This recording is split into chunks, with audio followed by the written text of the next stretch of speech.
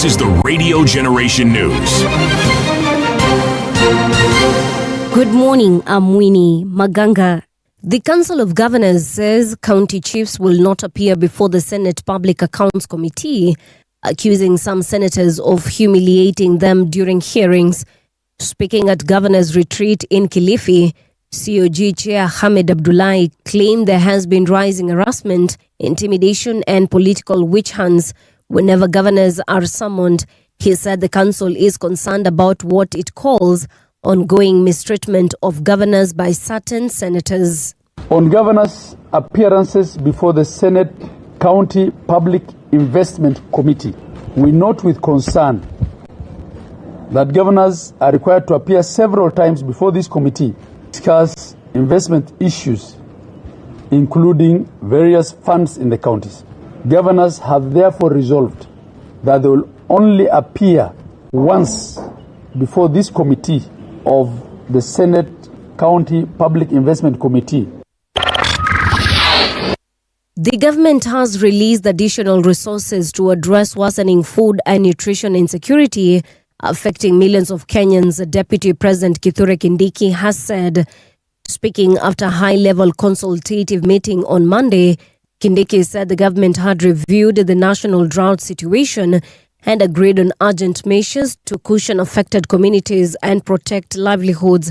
According to the government, an estimated 3.3 million people across 23 counties are currently in need of food assistance. Assure the people of Kenya that the government views the current situation as a serious situation, but at the same time assure the people of Kenya that we will not spare any resources to make sure that we don't lose human life. We are taking a little long for the food to reach the population in their areas, and therefore we've directed that those teams be activated, and we are going to work through a better supply chain and last mile delivery program. The Kenya National Security Workers Union is calling on the government to put in place a clear policy to ensure security officers are properly armed while on duty. The union says the lack of defined framework has left officers exposed, noting that criminals are increasingly using modern weapons during attacks. Here's the union's boss, Isaac Andabwa. Are supposed to be given tools of trade. Uwezi kuwa na ngoja Equity Bank na rungu. That is an abuse to us. Uwezi kuwa na ngoja university ya watu maelfu na nini na rungu. Sasa uwezi wanaenda kuiba kompyuta na huku Western wanaenda kuiba unga ya ugali kwa shule wanaua askari. Is that irrelevant? Tukiwapata wanafanya mchezo kwa sekta yetu ama kwa kampuni ambayo kuna CBA, tumesema tutaenda kotini, tutatini nao wapi on the ground. 53 migrants, including 2 babies, are dead or missing after a large rubber boat sunk off the coast of Libya, the UN Migration Agency said on Monday. According to the International Organization for Migration, the boat overturned in the waters of the central Mediterranean Sea, north of coastal town of Zuwara last Friday. It is just the latest deadly incident involving vulnerable people on the move who are frequently mistreated and trafficked by smuggling gangs. And that's the truth on Radio Generation. Good morning, I'm Winnie Maganga.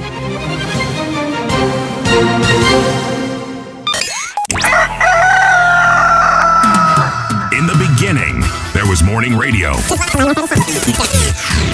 But now there is Radio Generations, the people's breakfast. Curious and bold, getting facts from the shadows. That's what it is. Now, as the city wakes and secrets stir, a bright new voice shines. The people's breakfast. Your morning, your voice, your journey. Good morning. Good morning, my neighbor. Welcome to the home of hard truths and bold insights. Radio Generation. You're absolutely right. This is the home of hard truths and bold insights. My name is Bungala Mbuvi and this is Radio Generation on 88.8 FM and 90.7 kule Mombasa and 89.5 in Garissa. In studio, I'm with CT Mugasiti. Habari ya asubuhi. Salama njema. Ni njema kabisa.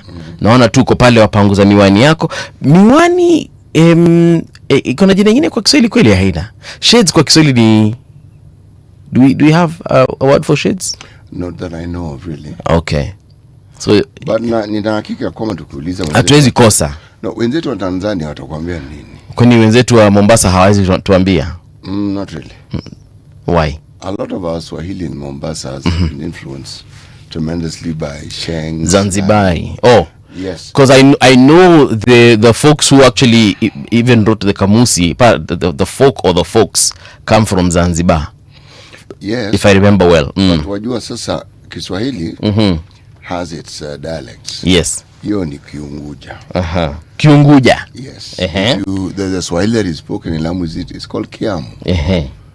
And Watanzania pia ile Kiswahili wanachoongea. Yes. It has a specification ambayo ni yao. Yes. Okay. So let's put it this way. Mombasa itself has its own version. When you have a country where Swahili is dominantly, specifically and legally the national language, and it's what people are taught. Their spoken word will be better than those like us whose official language is actually English. Yeah. Swahili is taught. But not everybody, in Tanzania, everybody speaks Kiswahili. It's true, because even when you listen to Maasais from that area, they speak differently from Maasais over here. Ukisikiza any other language in Tanzania, and we share the same on this side of the border, they speak very differently. So utapata ya kwamba watu wako tofauti sana, lakini Kiswahili chao is the same. Daro na nimekubaliana wewe. So because of that, the mastery of the language, theirs is better finely tuned than ours. Can someone from Tanzania, if you're listening, or even here in Nairobi or Kenya at large, if you know the Swahili word for shades, ile miwani watu wanapendanga kuvaa kuzuia jua kali, hebu niambie zaitwaje? Meanwhile, this week is we're celebrating World Radio Day on Friday, that is 13th, and the theme for World Radio Day this coming Friday is radio and artificial intelligence. Yeah, so I'm reminded of my very first days on radio. My mom had been on radio for a very long time. She retired a couple of years ago. So for a very long time, she was on radio. So my early days in radio actually were with my mother. And when she would go to record her programs, I would follow her. And that's how I got an interest in radio. That's how I got even the confidence, forget even about radio, the confidence to just speak to people, interact with people and socialize. Because whenever she would go and interview, what are they called? Politicians, celebrities, and all manner of people, I was there. And sometimes I would actually help her. And as I grew. Because most of the times, especially on weekends, is when she would get the chance to travel far away from Nairobi. So ningejipata na yeye mahali kama Nakuru, ningejipata na yeye mahali kama Samburu, ningejipata na yeye mahali kama Amboseli, Masai Mara, tukifanya vipindi. Na hapo ndipo nilikuwa napata pia nafasi ya kuinterview hawa watu kwa niaba yake. So she would tell me, you know what, do you want to take over this interview? I'd be like, yeah. She'd be like, okay, fire away. So it was fun times. As opposed to right now, we have a lot of, number one, audio-visual radio stations such as ours, and many others, of course. We have podcasts, which are also now considered and one or any other form of broadcast as well. So my early days in radio were those ones. Wewe unakumbuka wakati gani? Si kitambo vile. It's this very century. My first foray into radio was with the Standard Group. Okay. When they came up with the idea of the Situation Room, that was my first stab at radio. And wait, you had never done even a radio interview before? Like being interviewed on radio as a guest? Not that I recall. Okay. Not that I recall. So that was my first stint. Yes, it was. But it wasn't my first stint to talk or to argue or to debate. I remember I was a classroom teacher who taught the English language and literature. I mean, I taught other subjects because one of the things about teaching, the headmaster would determine where they needed help and forget what you studied. He'd probably go and ask, what did you study in Form 6? I studied literature, history and economics. Good. Yeah. You can teach history and economics. And that was it.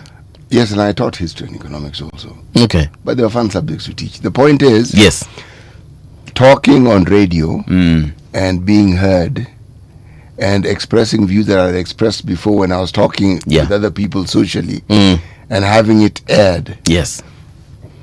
That was my first time. Okay. I took a bit of time before. You would assume that somebody who's been a classroom teacher would have the courage to speak. You do well until you realize that you're being listened to by very many other people. And they're all quiet. That's when suddenly the jitters set in. And you suddenly, butterflies. Yes, you start doubting yourself. Okay. It took me about a year, I think, to get the hang of it. Okay. Yes. I remember there's one time I had gone we had gone with my father actually to pick my mom from work. So my dad really baki kwa gari. And you see we were talking about I think it was around 10 heading to 11 p.m. So I decided to go into the studio to see my mom. So I went into the studio. This is now Kenya Broadcasting Corporation, KBC. Went there. Then opposite her studio, where she was broadcasting in Kikamba. So Kikamba station, you can't to Kikamba. So opposite the Kikamba station was Metro FM. You remember Metro FM, of course. And I'm forgetting the name of this presenter. So when I was there, my mom told me, by the way, because I know you like listening to Metro, so ingia po salimie presenter. She told me his name. So I was like, oh yeah, but hey. I went in there. Then I met this guy. He was like, what's up? Hey, Katie. Then I sat on one of the seats there. So when he was doing his next link, he put the microphone that I was next to on. So me, I didn't know that it was on. He did the intro that he did, back announced the song. Then he said, niko na mwenzangu hapa kwenye studio. So let me understand from his perspective. That time I was, I think, in form 1, 2, 3 there. Akaniuliza swali, bro. I was like, are you serious? But yes, I gave my opinion on the show, and we sang a few. I mean, we danced to a few reggae songs in the Metro FM studio. So again, I have amazing memories as far as radio is concerned. Before I even got to now get into commercial radio and start earning from this craft. Imagine you enter that media, as it were, mainstream media. Yeah. And you enter during the information age, and your first introduction is digital. Yeah. Where somebody can see you on radio. Imagine that. As opposed to just hearing you. Yeah. I took quite a bit of doing for me to even get that thing into my head. But that was my introduction into the digital world, literally. I knew of it. Yes, I had a smartphone. Yes, but and by the way, I could see myself because the TV was there. Yeah. Or rather, the screen was there. So you can see yourself, and it's weird sometimes, when you're watching yourself doing this thing. Yes, and then you watch yourself watching yourself, because you watch yourself and you can see yourself looking at yourself. Yeah. So it's quite interesting. But I'll tell you this though, the thing that I found interesting about radio. Yeah. Well, no, what I realized was interesting about radio was just the reach. Goodness. Yeah. Goodness. You reach people. The number and the vast majority are silent. You have no idea. And how do I know this? Yeah. You are talking to someone says, that voice is familiar. And you're wondering, why is it familiar? Imagine that. Like, are you not on radio? I said, I am. This is before I got used to it. Yeah. These days, I know how to handle it. Okay. You asked me that, I smiled first. Before, I used to look bewildered. Unashangaa, how do I respond to this? Okay? Yeah. But I'll tell you this, though. There are very few things as fascinating as when people regurgitate for you what they heard you say. Yeah. And then they ask you, what did you mean? Now, the truth is, half the time I've forgotten what it is that I said. Yeah. So if you ask me what I meant, I'm actually gleaning a meaning from what you just told me. My memory, even if it goes back, because this work, we say so many things. Oh, yeah. Some of it is off the cuff. Yeah. Some of it, of course, you have scripted. Yes. So you don't remember everything. No, honestly, you cannot. But I'll say this again also. Working in radio is one of the most fascinating things that anybody can ever do. Yes, it is. Yes, it is. All right. Maybe tomorrow, remind me, Edna, unikumbusha kesho niambie watu. Because, working in this industry, I've met so many people. Some of them actually have shaped who I am today as far as radio is concerned. Of course, we're talking about my mother, Elizabeth Omolo, Catherine Kasavuli the late. We're talking about Raphael Tuju, former CS. I have met Maina Kageni, Mwalimu Churchill. Yani, being in this kaka space, boss unapatana na watu. You know, unapatana na watu. You know, I'd been to interviews before. Yeah. But the interview that I got for this first gig with the radio station, a gentleman called Tom Japani. Tom Japani, I was introduced to Tom Japani by somebody called Brian Obara. I knew Brian Obara when he was a child. Why? His parents were my neighbors in Mombasa. That's how come I knew him. Yeah. And his mom had a shop called Hard Rock Shop. So we used to buy things from that shop. Really? Yes. Now, when I was called for an interview, my understanding of an interview was a boardroom where you sit and ask questions. But in this particular instance, I was asked to go to the gentleman's house. Yes. So I went to Tom Japani's house. I didn't know then that the people I was meeting were the people who actually ran the studio. I didn't know. Yes. I didn't know. Yeah. Among them was Randall. Randall Moja. Randall Moja. Among them was there. And we were merely talking. And it was a party. And somebody asked my opinion on things. And at some point I asked them, you keep asking me my opinion. Yeah. How blunt do you want me to be? Yeah. So be as blunt as you can. So we had this chat for a few more minutes, and Tom Japani pulled me aside and said, look, this job is yours if you want it. And I said yes. What I understood about the job, yes, and what made it attractive was what it could do. See, it occurred to me then, this is one of the beautiful things about changing careers. Yeah. When you are a fully grown adult, where instead of growing teeth, you begin to lose teeth, okay? Is this. I realized in my mind then that if you're talking to people for 4 hours every day, yes, from Monday to Friday, you have more airtime than probably very few people in the country. That's very true. The thousands of people you speak to here, and if you multiply that into the hours, those 4 hours times those people, you have a lot of airtime. You have infinitely airtime. And I said, this is a good thing. Yeah. Kesho nitakwambia umemention watu wawili hapo, Tom Japani na Brian Obara. Yes. It is Brian Obara. I met Brian Obara a couple of years ago, and it is because of him I'm actually at Radio Generation today. Hiyo ndakwambia kesho. Don Sabwa, good morning, how are you doing? And children in the undeserved region of Kenya. Ala? Don Sabwa, hiyo sentence yako imeanzia katikati. Mwambie anze mwanzo tafadhali. Amesema and children in the underserved region of Kenya. Okay. And Don Sabwa, please begin from the beginning. And then we have Caleb Omenda. Amesema sheng zinaitwa madigaga. Ni kweli those shades zinaitwa madigaga. Hiyo sound ndio sheng. What is significant about today? Let me just tell you real fast. Madigaga. Madigaga. And as we do that, kuna mtu amesema good morning MC Tonje checking in from Kericho. MC Tonje, good morning and welcome to Radio Generation. So today is 10th February 2026, but in history 1763 the Treaty of Paris is signed. Paris ni wale watu huko malimitanga Paris. The Treaty of Paris is signed, officially ending the 7 years war, that is the French and Indian War. Which India is this one? Is this the India of Patel or another kind of India? But anyway, the point is in 1763 the Indian War was ended with the French, of course, because they signed the treaty. And then we have 1861. Jefferson Davis is named the provisional president of the Confederate States of America. So two things significant. Of course, there are more. For example, in 2001, the American submarine USS Greenville collides with and sinks the Japanese training vessel Ehime Maru, killing 9 people. Such a tragedy there. So in 1763, Treaty of Paris. 1861, Jefferson Davis named the president of the Confederate States of America. And then in 2001, American submarine USS Greenville collides with a Japanese training vessel, sinking it, and in the process killing 9 folks. Methali bado tuko kule kule. Liberia. Liberia. Wansemaji wa Liberia? Wanasema hivi. One cannot be at the mouth of a river and use saliva to wash their hands. Yeah? Right, good. One cannot be at the mouth of a river and use saliva to wash their hands. It's true. I mean, the river is right there. Make use of it. What do you think this means?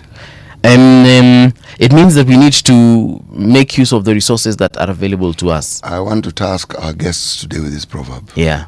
Taka niwaulize. Nikumbushe Usiwe na wasiwasi. Saa zingine mimi usahau. That baba. Yaani wageni wakisha kiongo wametakwambia mazee. Twende kazi. Mazee. Tukutumia ka note hivi. Naam. So tumesema si mali kuna mto palipo na maji mengi. Kama kwa mto hivi. Bwana huna budi, mbona watumia maji kusafisha? Mbona wafanya? Bwana kuna maji pale mengi tena. Ama wale wana talanta wanafanyanga kidogo tricky. Tricky sana. Tricky sana. Yes, so make use of the resources that you have. Do not struggle while you know ziko tu mbele yako. On radiogeneration.co.ke, when you get onto that website, you'll see governors boycott Senate CPAC over extortion and harassment. Lakini mbona our governors wako hivyo? So they want to escape the Public Accounts Committee for why? I want to take this view that I will not dismiss their claims. Okay. No. What I would like is a little substantiation. When they say harassment and they say extortion, what do they mean? Okay? That's number one. Number two, if indeed there's wrongdoing, why don't they take these matters to court? Exactly. Or just say, look, there's this senator called Sitimuga who keeps on asking us for 50,000. Say it. Just say that, look, kuna senator hapa anasumbua. Or if it's, they're doing it through some proxy, maybe some... say it. Just say, kuna watchman pale tukiingia Senate. Anashinanga akituambia mheshimiwa anataka 10,000. Tuambie tu one time. Yes, because if you do not, then we are going to say that it is a red herring.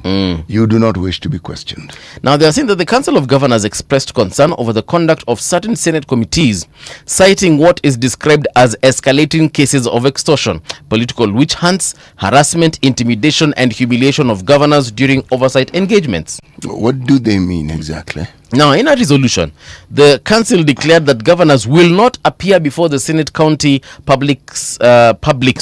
Senate County Public Accounts Committee, that is the CPAC, until their concerns are addressed through structured engagement with Senate leadership. Okay, fine.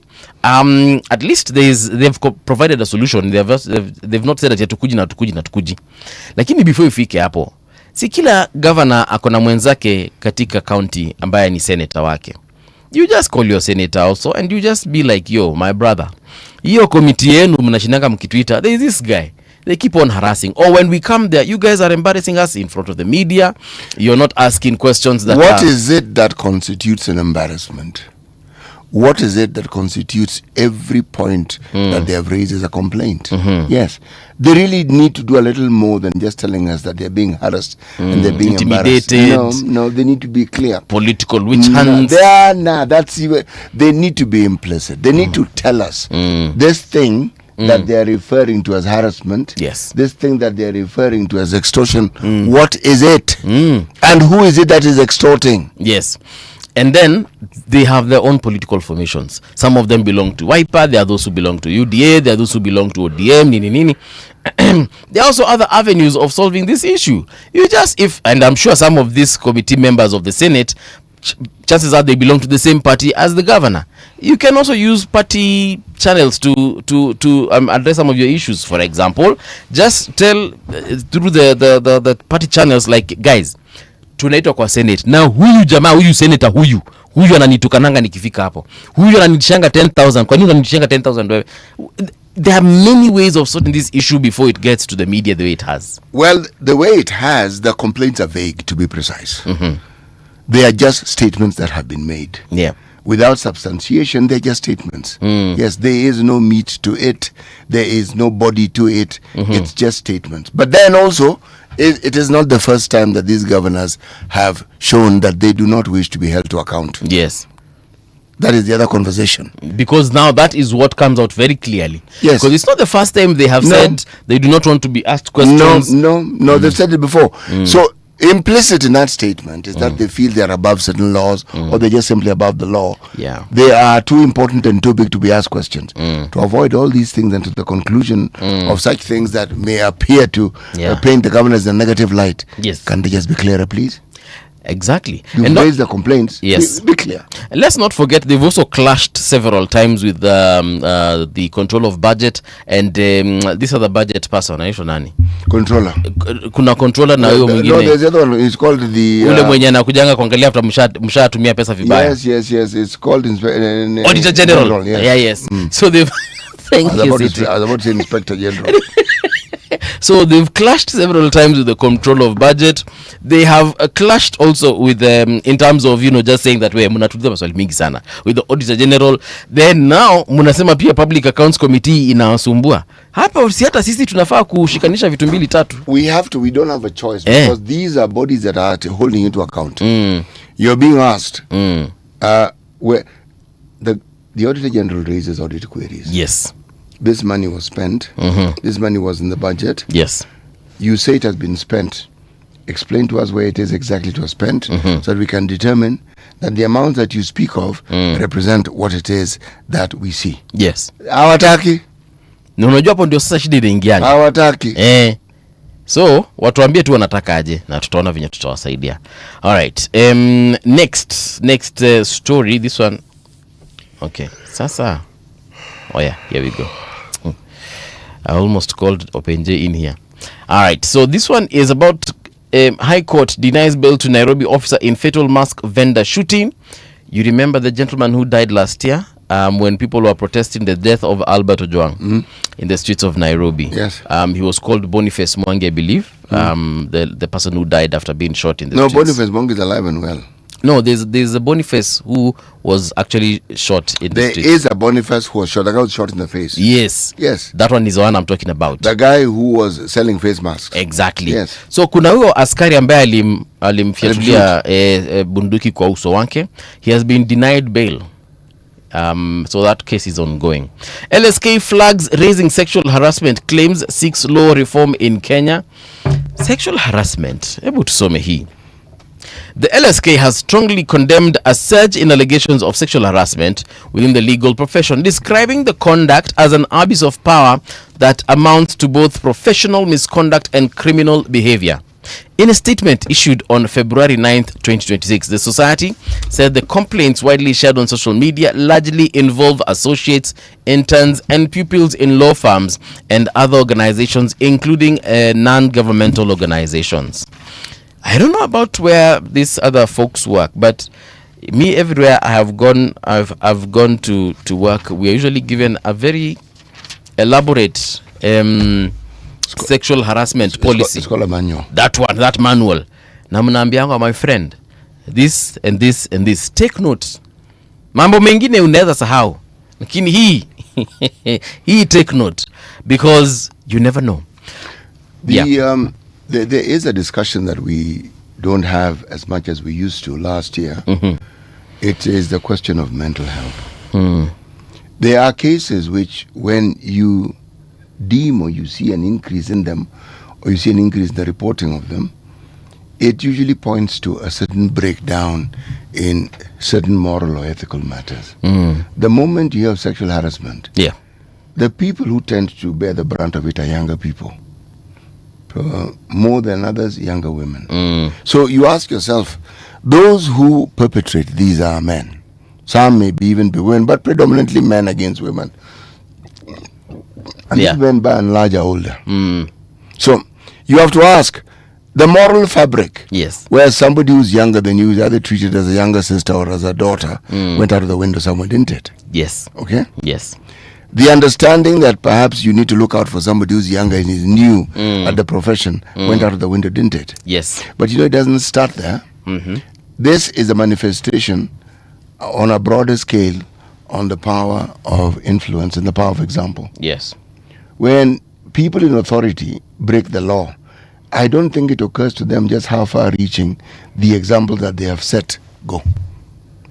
And the reaches of those examples. Because if, for instance, let's talk about the disregard for the rule of law and how we've had presidents disregarding the law, we have had CSs disregarding the law. It isn't a small thing when people in such places of authority disregard the law. You are actually giving permission to others to do the same. I agree. And I like what the president of LSK, Faith Odhiambo, has done by highlighting this. And she has actually said it's happening in their profession, which is a clear statement that, number one, it's everywhere. And it needs to be rooted out as soon as possible. So let's not, sometimes, we think there are certain professions where things do not happen because these are lawyers. I mean, they understand the law. They understand boundaries. They understand the constitution. Wanajua vitu hawafai kufanya. But my friend, it is in those places that you find the biggest perpetrators of some of the crimes that we discuss in this studio and beyond. It is tragic. It is very, very tragic. Debauchery is a word that we need to bring into this discussion. When you find explicit and wanton sexual behavior, whether by innuendo or by actual deed, what you are saying is that the moral fabric that we know to be the moral fabric has broken down considerably. That is never a good thing. You know who the next people who will be netted into that particular web? Who? Children. We've been saying there are certain things that need to be taught in schools. For example, katiba. For example, tumesema pia tufunzwe mambo ya kuna kitu tulisema tuongeze katika curriculum ya shule. Anyway, sexual education, and especially on matters to do with boundaries, should be one of the major one. I think children are usually, to some extent, are taught, don't let someone touch you here, and you also don't touch someone here and there. But it needs to go deeper and also to the upper classes so that people can understand that, look, do not make someone, because sometimes harassment, people, I don't know what people understand about sexual harassment, but sometimes even in things that we say, you don't necessarily have to touch someone for them to feel harassed. No. Even something that is implied can constitute harassment. So even a look can constitute harassment. Exactly. So look, touch, things that you say, even material that you carry around and read, someone can actually feel harassed. And I know some people are saying, hey, we've become too woke, but imagine that's the world we live in right now. All right, sasa nataka niwasomee traffic updates, but before we do that, kabla nisahau, kuna message imeingia hapa hivi katika WhatsApp yetu. Kuna msikilizaji amesema, hamjambo kakambuvi na mzee wetu wa busara Bwana Muga, nipo nanyi hadi mwisho wa kipindi saa 4 kwa mazungumzo yenu ya kufana na kufungua macho hadi tamati. Asante sana. Hajasema jina lake, lakini nikiangalia huku juu ni kama nitapata jina lake mahali, kwa sababu ametutumia messages kadha wa kadha. Namba yake inasema QTMe ama ni KTMe. Tafadhali tuambie jina lako ili tuweze kukutambua vizuri, au sio? Right now though, let me check out what's happening on the roads of Nairobi as far as your traffic updates are concerned. Huwa nani tena bwana? Huwa nani ameingia hapa kwenye studio? Haya, ndio hiyo sasa. Traffic. Checking out some of the things that are happening on the road. Actually, let me just refresh this to make sure that I'm getting the freshest of updates. All right, so here we have Ngong Road. I'm looking at that area called the Junction Mall. It's actually looking good. If you're coming all the way from Lenana School, you'll just experience a slight traffic delay of about maybe 30 seconds. And then after that, it opens up looking good. Kingara Road also looking good as you're heading towards Gitanga. Lakini Gitanga inakaa that ka stretch kameshikana kidogo ukielekea side za Kawangware, lakini zaidi ya hapo mnasonga vizuri. Kikambala Road iko sawa kabisa, Oloitoktok Road, Agwings Kodek, Dennis Prit, State House Road, hizo barabara zote ziko safi. Valley Road naona iko fiti. Ngong Road yote ikistretch kutoka Junction Mall ikielekea Haile Selassie mko sawa kabisa. Lakini tukiingia pale CBD is looking clean today. Interesting. I'm not used to seeing this as far as the CBD is concerned. I can see from August 7th Memorial Park, things are looking good. Yesterday, I was stuck there for almost 1 hour. The traffic there at around midday is usually crazy. Sijui mbona watu wanakuanga wamekwamana hapo. Na nilifika kwa roundabout nikarealize hiyo traffic was unwarranted. And then Landis Road is entirely lit red, especially if you're coming from Bama Market heading towards Kamukunji. That stretch imeshikamana radha kabisa. But Heshima Avenue looking good.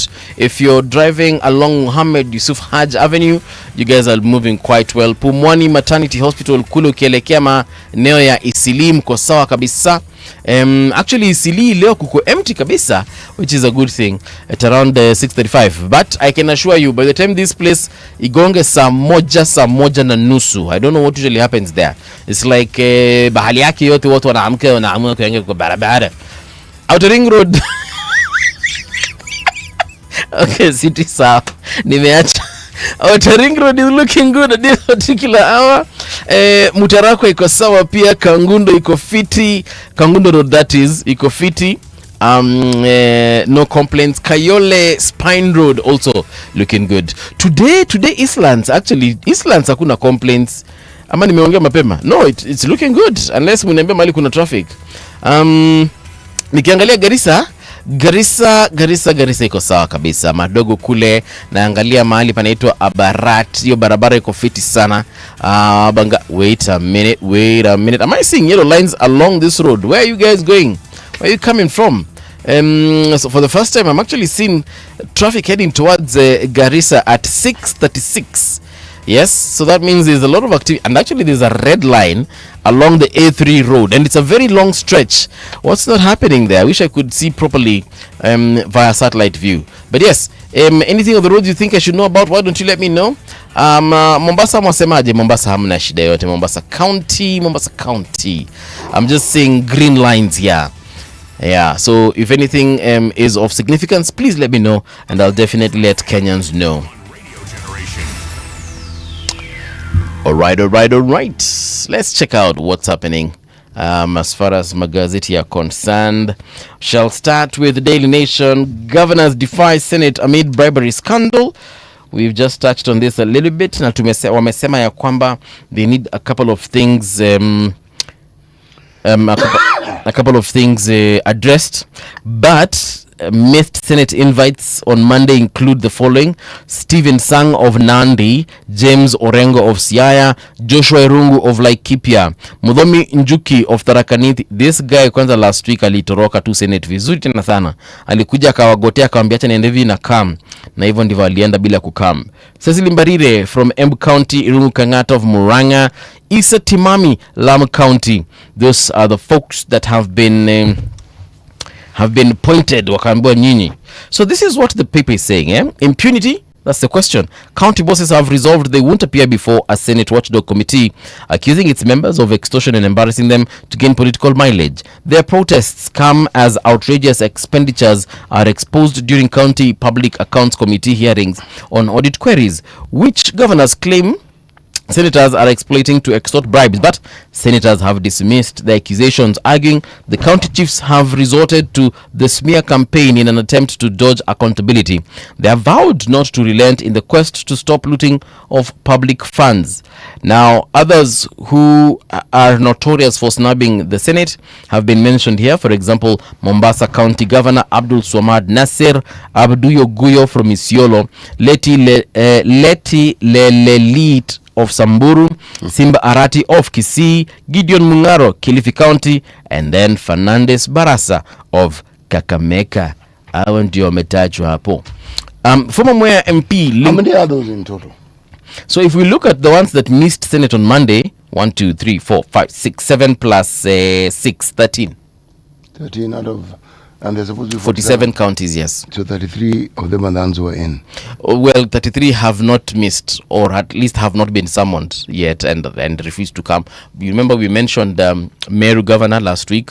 Alijenga choo nje. Huyo si alitokezea na akajitetea akasema hii choo ni ya kila mtu. Na akauliza kuna shida. Uko na noma na mimi bro? Kama uko na shida na mimi niambie tu sasa tumalizane bwana. Unajua pia Meru si watu wa kuchezewa. Hata wa Tharaka Nithi si angeenda tu aulize ni nini? Mnataka kujua nini? I think he found solace in flight. So the Meru one decided to fight. This one flight, yes. Remember, the Meru governor is an ordained Methodist reverend. Yes. Yeah. So nafikiria ukweli na yeye wako same WhatsApp group. Same WhatsApp. Yes. Which is good. On to a sad story here. 4 brothers die in a quarry that authorities refused to fill. This story is on page 2. Ni Kisumu sio? Acha niangalia haraka. Your story iko hapa page 2. Pits of death, tragedy hits family after 4 brothers drowned in quarry accident. Have they seen where this is? Villagers at the Kanyakwar quarry in Kudo, Kisumu County. Yes, that is where they died. And this, when you say brothers, we're not talking about adults here, we're talking about kids. Yes, they're kids. This adults then wamefika 10 years old. No.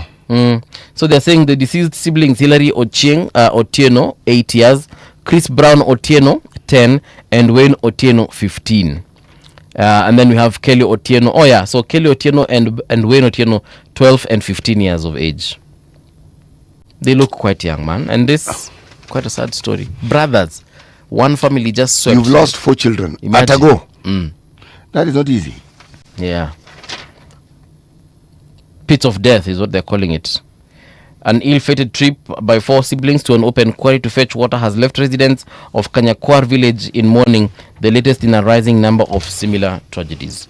So the full story is on page 2.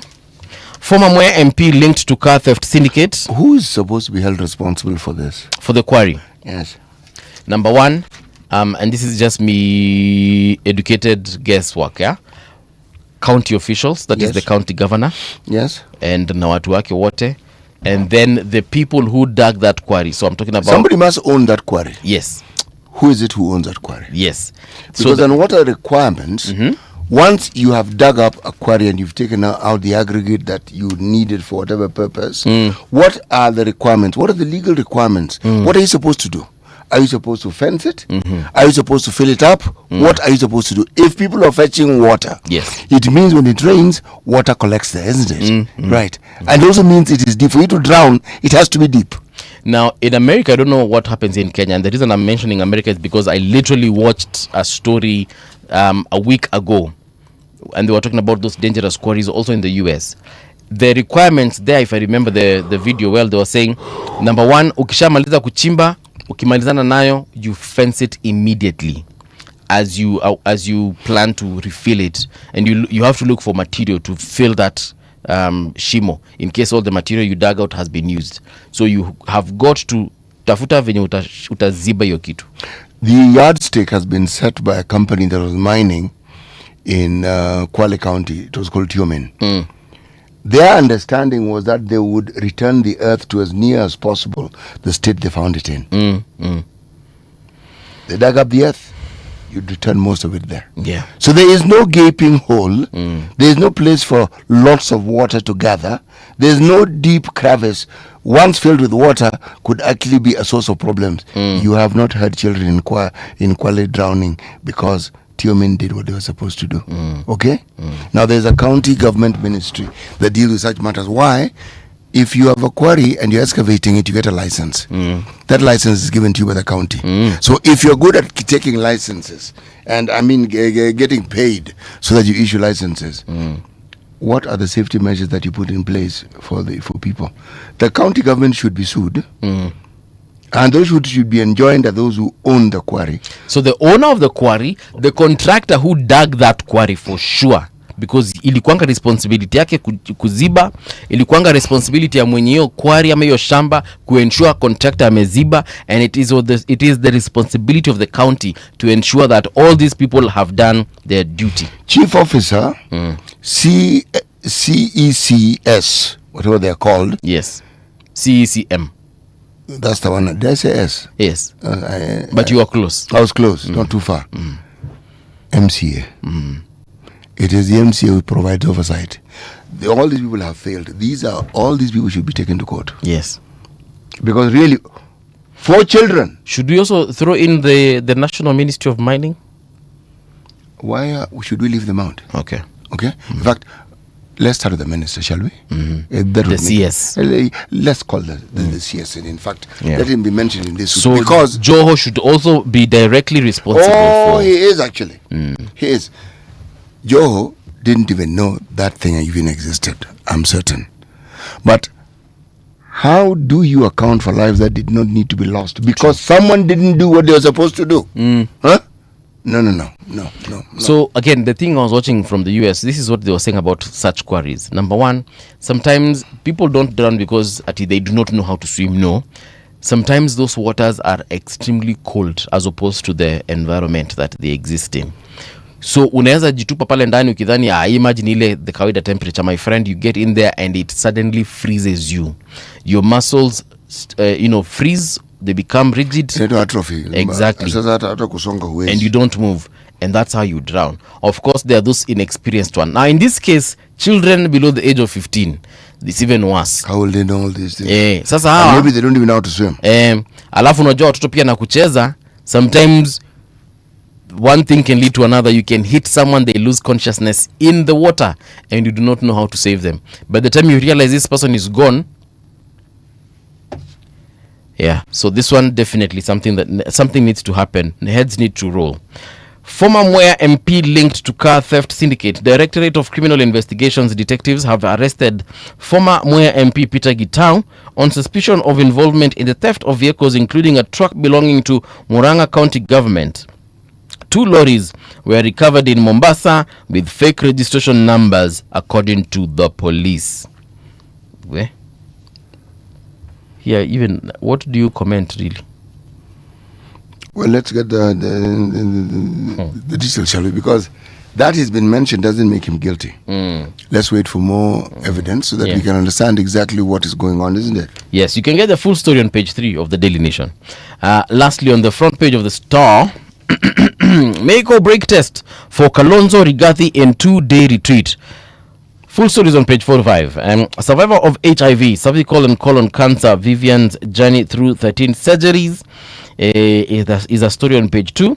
Page 3, progress derailed. FGM tourism fueling, not ending the practice. FGM tourism. Okay. Interesting, isn't it? It is. Let me just check out what they mean by FGM tourism. Activists warn of rise of unscrupulous health professionals performing the vice. So as the world marked day of zero tolerance for female genital mutilation on Friday last week, an emerging trend is threatening to undo decades of progress.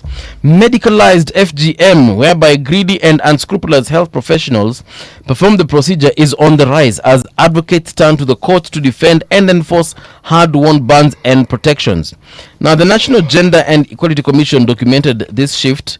Kenya has made notable progress in reducing FGM over the past decade. However, new challenges have emerged, including the medicalization of the practice, cutting of younger girls and even infants, and the use of secret or cross-border methods to evade detection. So are they crossing the borders to go for FGM, or are they crossing over to Kenya for FGM? Both may apply. One of the things about cultural practices, they have to do the identity. Yes. And identity is important for human beings. So just because you want to belong, that's one of the tenets of identity. There are things you will do that will defy logic. Yes. But they make sense to you because it provides you with an opportunity to acquire the identity that you seek. That identity also implies that there's a fulfillment of you being elevated in society, either as an adult or you've reached maturation or whatever these things are supposed to achieve. Yes. I don't feel like we do enough as far as this FGM activism is concerned. No, we don't, because the very people who are supposed to protect these young ones happen to be the perpetrators as well. And again, it's a question of identity, because if you ban it, the significance that those who perform these acts in society will cease. So whenever you want to outlaw something of that nature, something that's considered cultural, you need to provide an alternative. Okay. There are some places where they provide like an alternative rite of passage, where you graduate with a certain skill, or you're taught certain life skills, and then munaambiwa sasa, now you have become women, you know how to cook, you know how to dress yourselves, you know how to clean yourselves, now you've become women. Actually, yes. The traditional birth attendants, TBAs, there are many people in very many villages across the country whose birth was attended by a traditional birth attendant. Okay? Now, to ban and say that they have no they serve no purpose. Yes. When the purpose they serve is patently obvious and clear. What you do is you train them, and you get clinics and health facilities to understand that you can engage with these people. Why? They are trusted. You train them. Yes. You explain to them this is what you need to do. You incorporate them into the system. You don't exclude them. Because they were there before you, man. They served the purpose before you. They actually have a skill. You may not think so, but they do. So just upgrade the skill. By the way, back to that matter of the quarry. I looked it up. Our laws are specific. You're talking about the Mining Act of 2016. Yes. You are supposed to restore it. Upon completion, licensing, blah, blah, blah, blah, blah. Rehabilitation. You must rehabilitate. Oh, lazima. So laws have been broken here. Yeah. They need to be checked out. We said heads have got to roll. No, they have to roll. They have to roll. And you know, some of those quarries are as deep as like a 7-story building. Bro, ukipotea huko hivyo, even divers can't come and get and recover the body unless the body floats. But if it sinks, there's no recovery of that body, because we don't even have sometimes, and in this country and specific counties, we don't even have equipment to go that deep. Paul, we had a problem once, and it was something that captured the attention of the nation for a long time. This is called the Mtongwe ferry accident. Yeah. Okay? One of the things that came out was the preparedness that people had, we as Kenyans had. You know, this thing happened in 1994. Okay? Mtongwe is a place which is on the opposite side of, it's next to Likoni. Yes. Okay? There's a ferry that used to take people across there. Mtongwe is known because it is where the Navy base is. Okay? My friend, the process of rescuing people was tricky. Okay? Preparedness is something that we don't give enough attention in this country.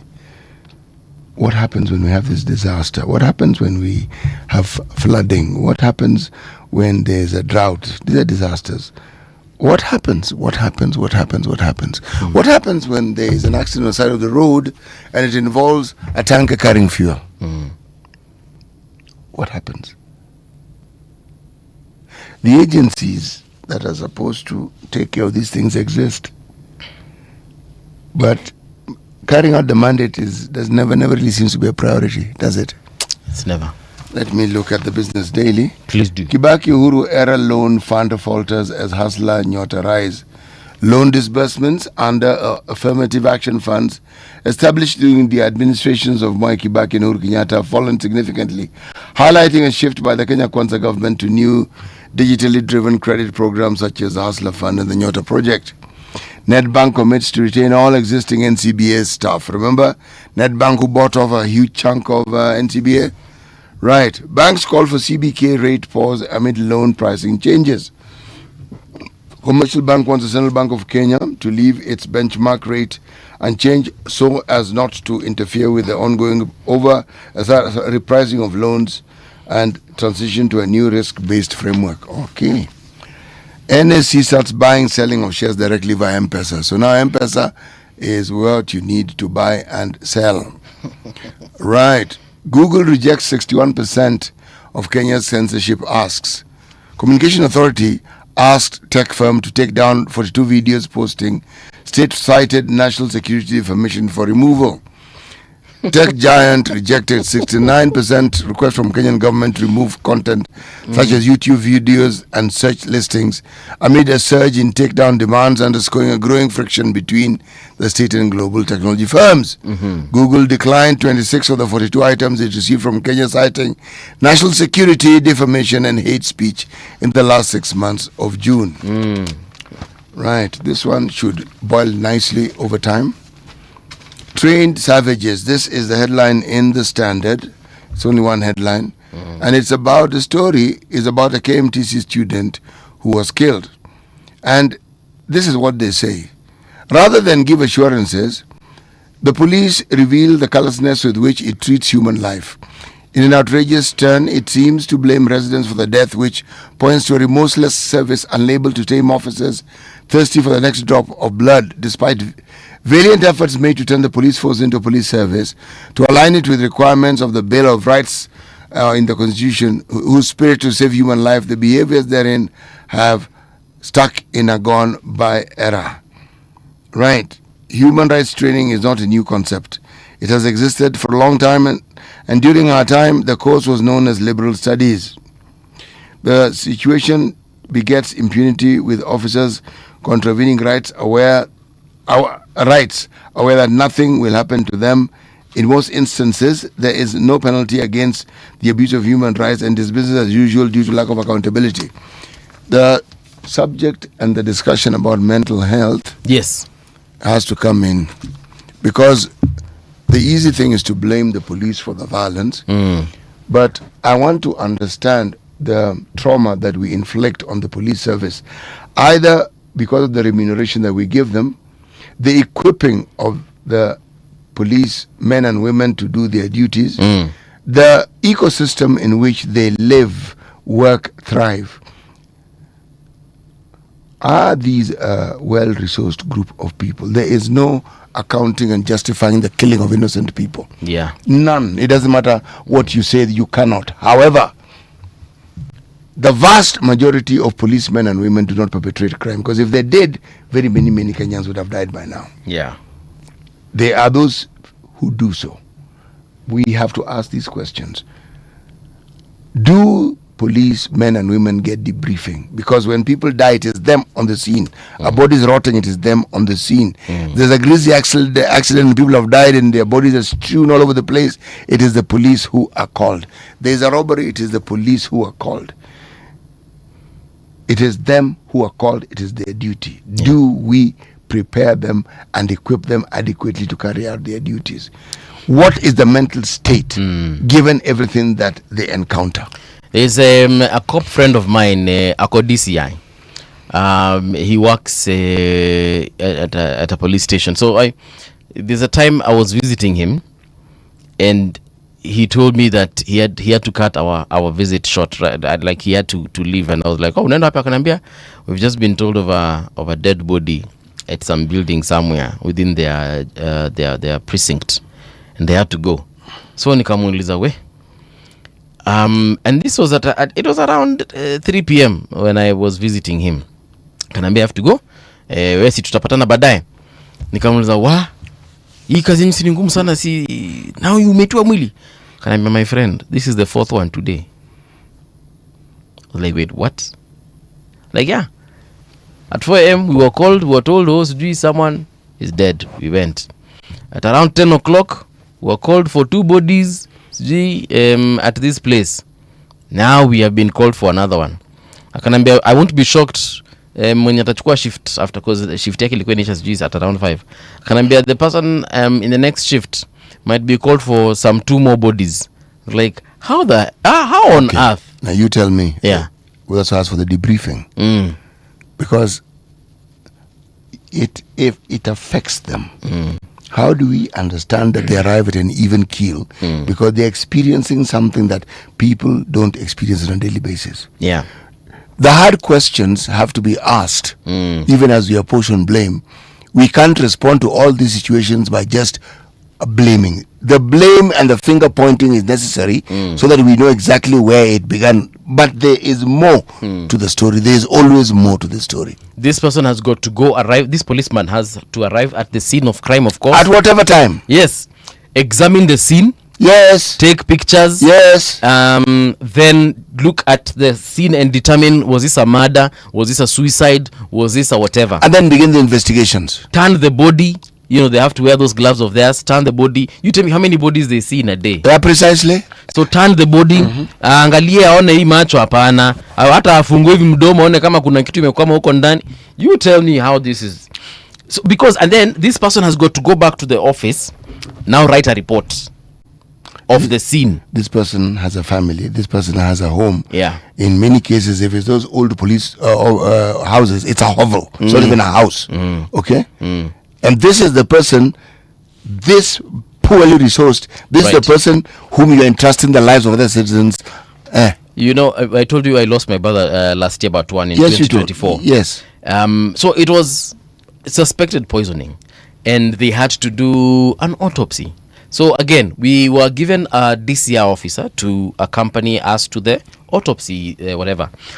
You tell me, hiyo ilikuanga hiyo for that day alikuwa ameenda kuobserve autopsy, alikuwa ameniambia asubuhi alikuwa ametoka kwa ingine, kesho kuna ingine iko scheduled pia, and I was like, guys, how do you do this? Have you ever been confronted with a body that is rotting and that has swollen?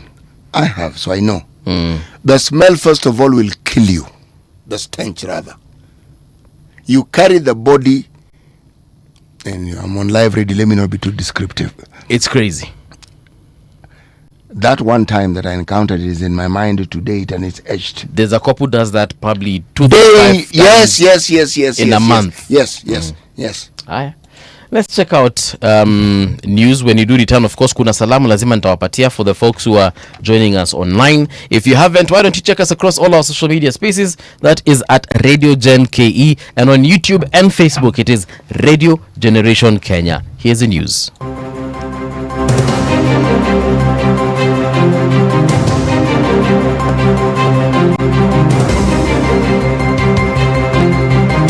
This is the Radio Generation News. Good morning, I'm Winnie Maganga. An imam accused of defrauding Muslim faithful in a fake pilgrimage scheme will today know whether he will be released on bail or remain in custody as investigations continue. Ustadh Omar Athman, a cleric based in Malindi, was on Monday presented in court at Milimani less than 24 hours after he was arrested at Jomo Kenyatta International Airport on his return to the country. He is accused of obtaining 774,000 from a man, Mohammed Salim Balewa, after falsely promising to arrange his Umrah pilgrimage to Mecca in Saudi Arabia. The MSME's PS Susan Mangeni has refuted claims that the Nyota Fund is meant for political expediency, saying the program is neutral and open to all leaders and young people regardless of political affiliation. She said invitations to the disbursement forums are extended to leaders across the political divide, including MPs, governors and senators, without favoring any party. Speaking on Citizen TV on Monday, Mangeni added that the application process does not require applicants to declare the political affiliation, insisting there is no political messaging in the program. And there are here beneficiaries, some who applied, probably they got, some who did not apply. During the application process, there was nowhere where someone asked you whether you belong to this party or the other party. We have seen in some of the disbursement, I've seen now in social media after disbursement, seeing people who are seen to belong to even the opposition also expressing, oh, we've come here, like when we were in Nyeri. I saw there was a young lady there who was so happy. What did we hear after 2 days? Oh, she has been, I don't know, suspended from this. 14 counties are at risk of sanctions from the Senate after their governors skipped summons and attended a retreat in Kilifi instead. The Senate County Public Investment Committee now says it may push for freezing of funds to the affected counties. They include Lamu, Laikipia, Tharaka Nithi, Murang'a, Embu, Baringo, Nandi, Siaya, Tana River, Nyandarua, Mombasa, Makueni, Elgeyo Marakwet and Kajiado. The governors had been invited to explain how they used money for the 2024-2025 financial year. We recommend to the Finance Committee and to the Senate. All the governors who have not appeared here have decided that they want to deny our people money to come to the grassroots. That must go on record. Like in northern Kenya, they have drought crisis. That money they have taken to retreat, they should have donated to address the drought that we are facing in northern part of Kenya. We summon them to appear before us on Friday. The United Green Movement Party has stepped up its push for voter registration in Garissa County, Speaking in Garissa town, the party's presidential candidate, retired Chief Justice David Maraga, faulted the IEBC for failing to fully use the available opportunity to register more voters in the area. He urged the commission to move to grassroots locations and places of worship to ensure all eligible residents are registered. Wajibu wa serikali ni kupeleka huduma kwa wananchi. Sio wananchi wanakuja kuitafuta. Kwa hivyo IEBC wafanye mipango kamili ya kupeleka huduma kwa wananchi. Sababu hapa hawa ni wafugaji na lazima watafutie mifugo yao chakula. Kwa hivyo ni wajibu wa IEBC kuendelesha hii uandikishaji wa kura iende na waende kila pahali. Ghislaine Maxwell, the convicted associate of sex offender Jeffrey Epstein, refused to answer questions from the U.S. House Oversight Committee on Monday. Maxwell appeared virtually for a closed-door deposition from the Texas prison where she's serving a 20-year sentence for sex trafficking.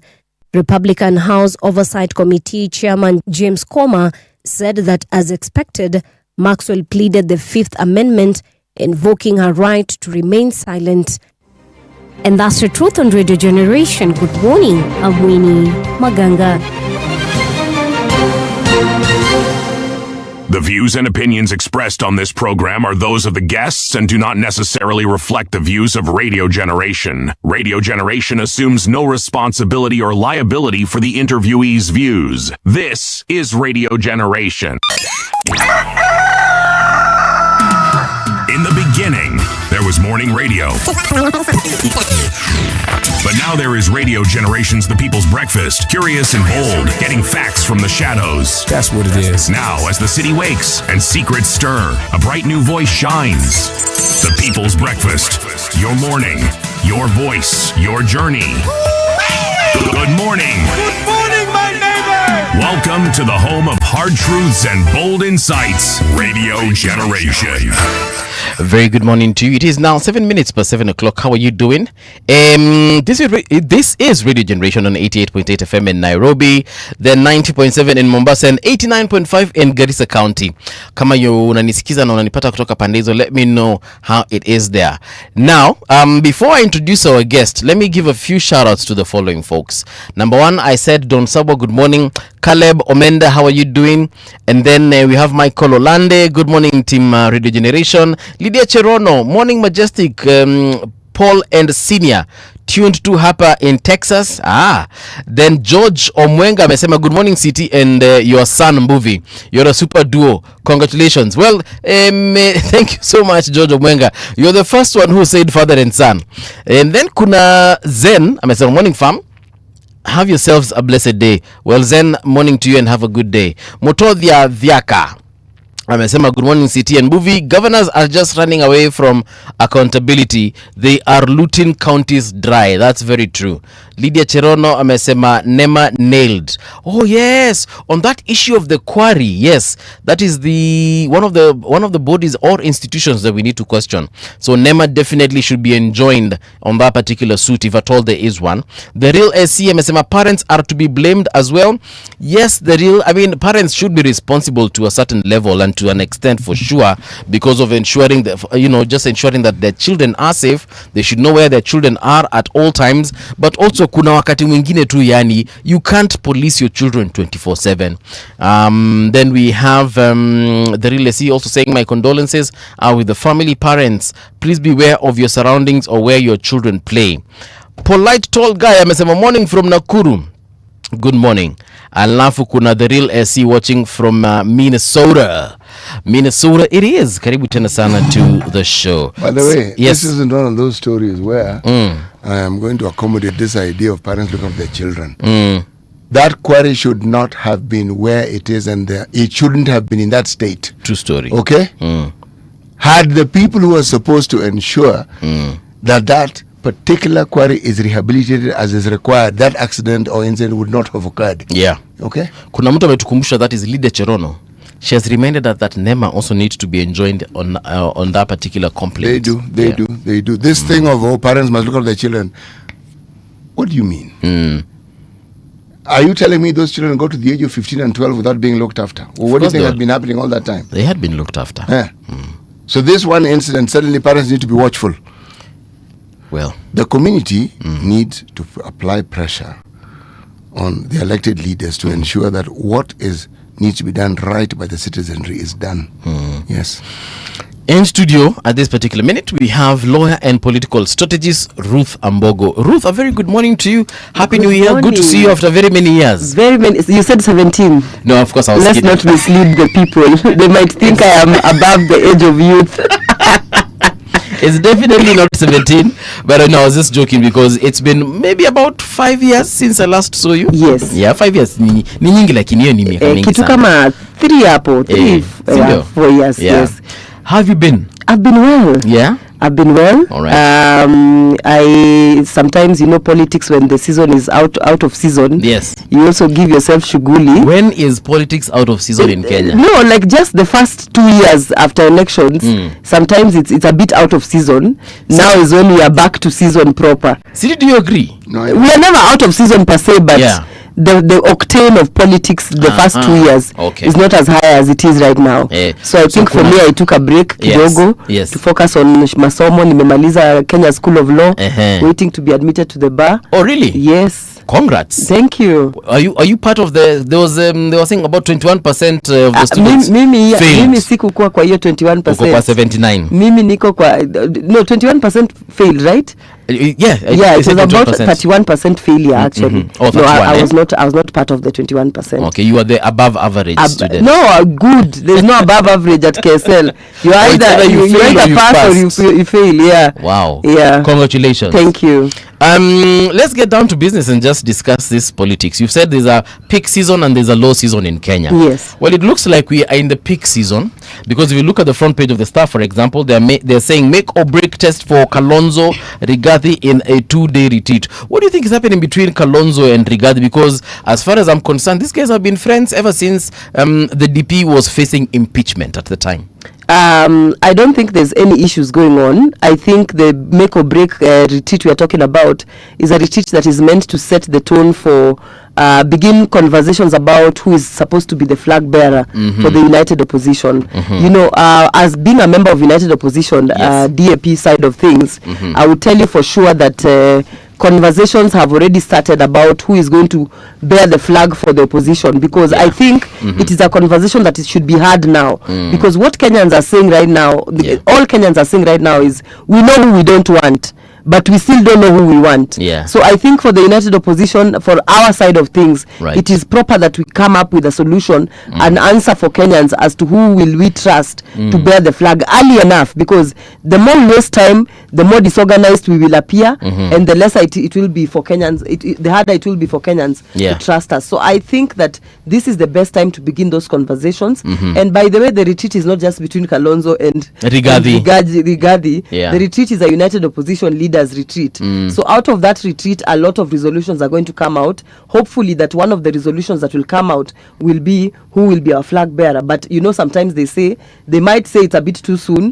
They might want to give us a surprise candidate towards the end of the year or something like that. You never know. But in my opinion, I think as a member of the United Opposition, it is high time we give a presidential candidate, because the other side already knows who they are giving as a presidential candidate. ODM has already joined government, so for sure them chances are, from the look of things, the Oburu Odinga side of things, they will not have a presidential candidate. So we already know who their presidential candidate is. But unfortunately, for ODM, it's very hard to understand them. I hear there's ODM Linda Mwananchi, ODM Linda Ground, ODM Linda Tumbo, ODM Linda Kura. There are so many versions of ODM. You don't know which one will give us a presidential candidate or not. But for sure, on the other side of things, it is very clear that William Ruto is going to be a presidential candidate. So it should be clear from the United Opposition who will be our flag bearer, so that all efforts and all energies are directed towards campaigning for this particular person. We don't want last minute things where we are now asking ourselves, why didn't we plan ourselves early? Okay. Ruth, yes. Something that help me understand this. Yes. We discuss this matter, Paul and I, but we often lack clarity. This group that calls itself United Opposition. This group is here. This group is here. I am aware. That's why I'm asking the group the question. Ask us. What is it that makes you or distinguishes you as united? What is it? Well, united in the sense that we are different parties coming together. We could have picked another name. We could have picked another different name that would bring us together. There's nothing unique in the name United Opposition. It is just political parties that did not win the last year's election, minus one that saw itself to be, minus one that decided they cannot stay in opposition because apparently, according to them, they were not born to be in opposition, and yet they did not win elections, minus ODM. The rest of the parties that are in united opposition are political parties that did not win the last year's election. So in short, I know in the constitution there's nothing like opposition, but of course, the Kenyan old school mentality of saying, if you're not in government, you are in opposition. So basically, it is the group of political parties that is working towards keeping the government in check. By government in check, what do we mean? For example, right now I will tell you that the united opposition, the one that brings together DCP as a party, DAP as a party, PLP, Jubilee Party, DP Party, and the other small parties that I might not be able to mention here right away. Right now we are in court. There is this issue of Adani. Adani, we went to court from the united opposition and we won that matter. And now we are in court because of Safaricom case, the selling of shares of Safaricom. Safaricom being a public entity. You know, when we say united opposition, what do you mean? It is the entity that checks government. So we are in court right now petitioning against the sale of Safaricom shares. We have Tony Gashoka and Professor Fred Ogola being the petitioners. And the counsel in that particular matter is Eugene Omalo, who is the party leader of DAP. So we are already playing our part in keeping the government in check. So coming together as political parties and calling us united opposition is just a name for the coalition. We could choose to have a different name, which I think we are working towards. By the last time I checked, we were working towards it. I was called to some meeting where that was the topic of discussion. So very soon we will give you a beautiful name, because City, it looks like this name is giving you problems. So united opposition is a working name. Actually, it's a working name. It doesn't give me problems. You could have called yourself Chui United. Oh, exactly. Allow me to introduce our other guest so she can at least join the conversation. So in studio we have Sheila Olang. She's a development economist. Sheila, a very good morning to you. Good morning to you, and thanks for having me. Karibu tena sana. You've heard what she has said. Yes. And she has described, or at the very least she has told us what the united opposition is all about. Yes. But we're still stuck on that word united. Are they as united as they front themselves? I think Ruth is best placed to speak on behalf of her people. Yeah. So I think first of all, maybe to give a few disclaimers. So I am in terms of I remember reflecting and asking myself where in the political divide do I sit, and I struggle a lot because I sit on the political divide that will address for me the economy. If you ask me, we're going through an economic revolution. Yes. And I'm struggling to find my balance or my basis to find someone who's actually responding to this rather than the usual politics. I am a member of ODM. I'm a life member. That's where I sit. And it's always the topic of conversation when we walk in a room and they're like, are you brand A, B, C, D? I am of the confused element brand, where I'm waiting to see where everything falls. And so we see what speaks to us, because unfortunately, politics is supposed to be a means to an end. It's supposed to be kind of a conduit towards giving a governance space that will enable citizens to thrive, to be able to live their best lives. And sometimes the current political class is stuck in really politicking, and they've forgotten the sweetness of being able to say, well, I developed this. I'm the one who brought in free education and it worked. And look at people who are able to access care. It seems like there's always gloom and doom everywhere you go, whether it's the three sectors for me that are non-negotiable are education, health. Those ones you have to get them right. You have to get education right. You have to get health right. And then, of course, you have to figure out this problem that we have of the youth bulge, right? Because we have a population where 75% are under the age of 35. That's scary if you think about it. Like, the more sloganeering and politics we play around with, and we're not finding a solution to these issues, then we are bound to fail as a country. Nations have failed before. We should not think we're exceptional. Yeah. So even as we politic, and it's really nice to politic, politic, can we maybe try to figure out how to appeal to people like me who really want to be issue-based, people like me who really want you to offer me solutions. I don't care what you're clothed in. Can you just tell me what we're going to do about the youth population? Can you just tell me how we're going to make sure the health sector is working? Can you just make sure that you appeal to me in terms of how we are going to handle public debt and make sure that our education system is on track? So that's where I fall. She did mention that ODM joined government. Of course, the late Raila, before he passed on, he had said several times rather that ODM isn't in government, but the current members that we're seeing right now, some of them heavily divided with the others. For example, there's a faction that says they are working with the government and they are already in government, because we can see several members that were donated to that government. The experts. Exactly, the experts that were donated. But we have this other team that are calling themselves Linda Wananchi, right? So is that team part of the larger ODM, or is there? Of course it is. Of course it is. Okay. I think what we're witnessing is, for me, was anyway bound to happen. I think we tend to sometimes panic too much. Right. For me, this in the absence of Baba, this was bound to happen. It's not like we sat down and we had a conversation about succession planning and that this is where it would fall. It does happen in the cycle of anything that sometimes you need to crack. You know, when you're growing on a germinating seed, anything, you need to sometimes crack it in order for it to grow. So it doesn't bother me too much. I'm also a student of political science. We've seen very few parties being able to outlive their leadership. That always happens as well.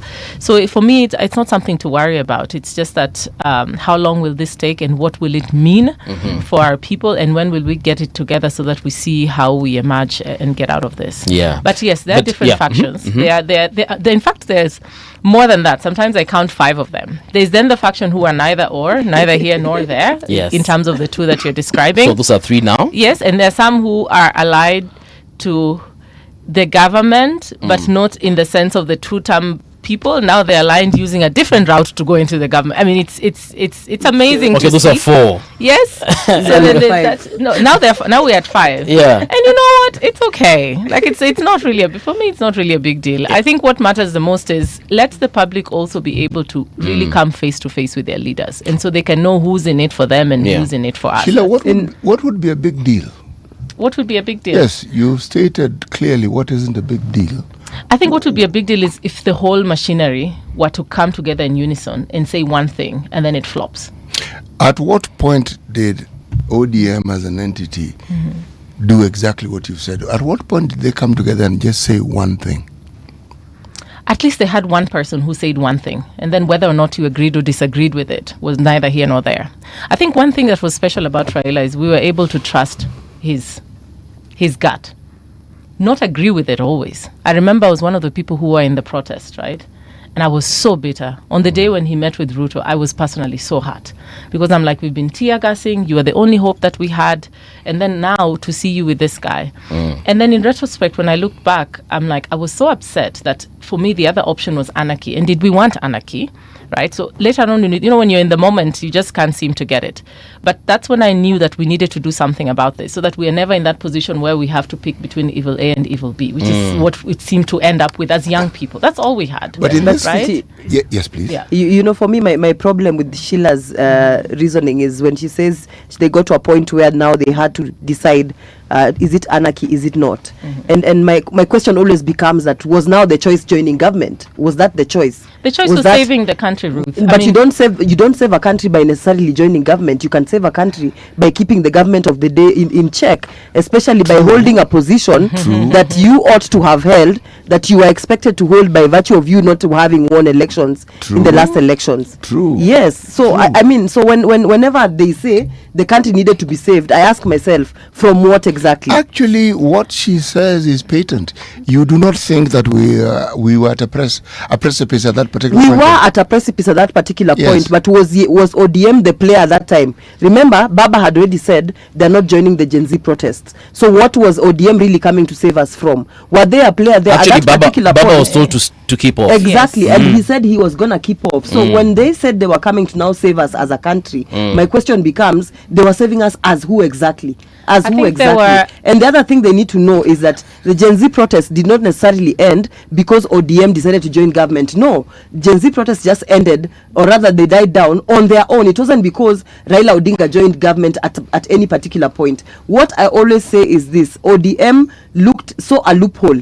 They saw a loophole in power. They saw a loophole. They saw that young people are taken to the streets, and they saw a gap to join that particular government. There is nothing these people were coming to save us from. If anything, I think City, if you allow me, let me just finish. I want Ruth to wax as much as she wants to wax. Yes. Then we will allow you to do the same Yeah. amount of waxing. Yes.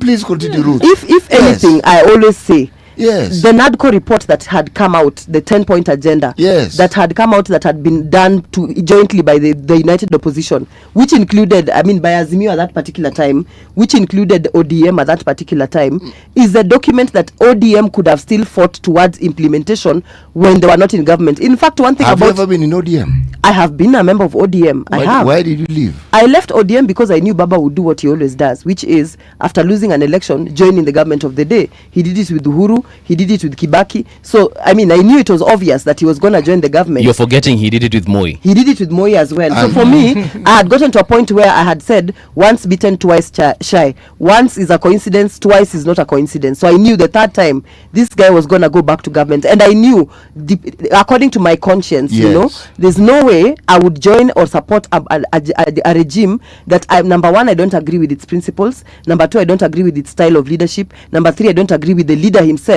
and his way of doing things. And even to make matters worse, just after the Gen Z protests, I don't understand any sane person who would sit down. At what point did you quit ODM? I quit ODM back in 2023. Yes. Immediately after the 2022 election. 2022 election, signs were already there. They were already talking about joining the broad-based government. I quit. Can we let Sheila say her bit? Sheila. Thanks, City. What I was trying to say was quite simple. I'm not Raila. I'm not the one who decided to go and sign that. However, I was one of the people who was on the streets, and I was one of the people who were completely fed up by what was going on. And it got to a point where, for me, as I was going into the streets to even protest in the first place, it's not that I even knew what the answer was. I just knew that status quo was no longer an option, and something needed to give and something needed to change. In fact, in that moment, it was truly a case of there was the political class and then there was us. And when I say political class, of course, this includes ODM as well, that there was them, and I don't know what they were negotiating, and then there was us.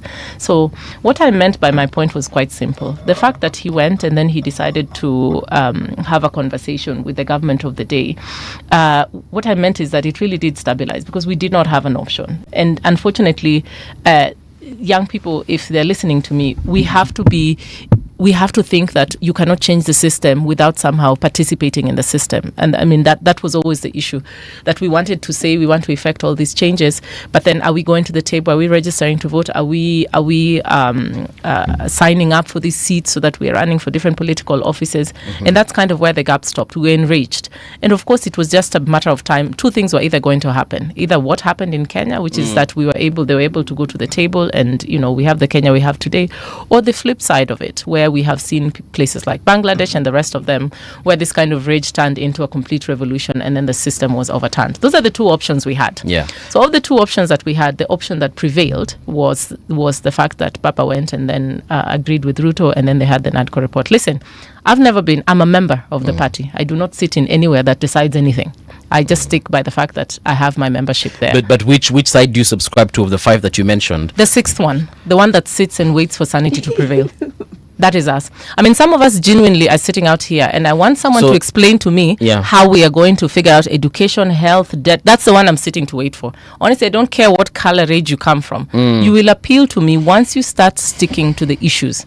Once you drop the politics and the egos and whatever it is you're dancing around and doing, and then you just appeal to me and tell me, how are we going to figure out this debt issue? But here I was thinking this entire time that all those, I thought there were two. So the two sides, whether it's the one that is being led by the party leadership, or the one that is being, actually all of them are party leaders, and you're not going to get this right. let me use everyone is a leader. Whether it's the Oburu Oginga side or the Sifuna side. Because yes, exactly, because all of them, when I listen to them, they're all agitating for the same things, but they're doing it from different sides of the fence. Are they though? Are they though? I who has given you a very good, clear roadmap of how we are going to figure out our education system? For example, like in Nani, like in Oburu, they're insisting on the NADCO report being implemented.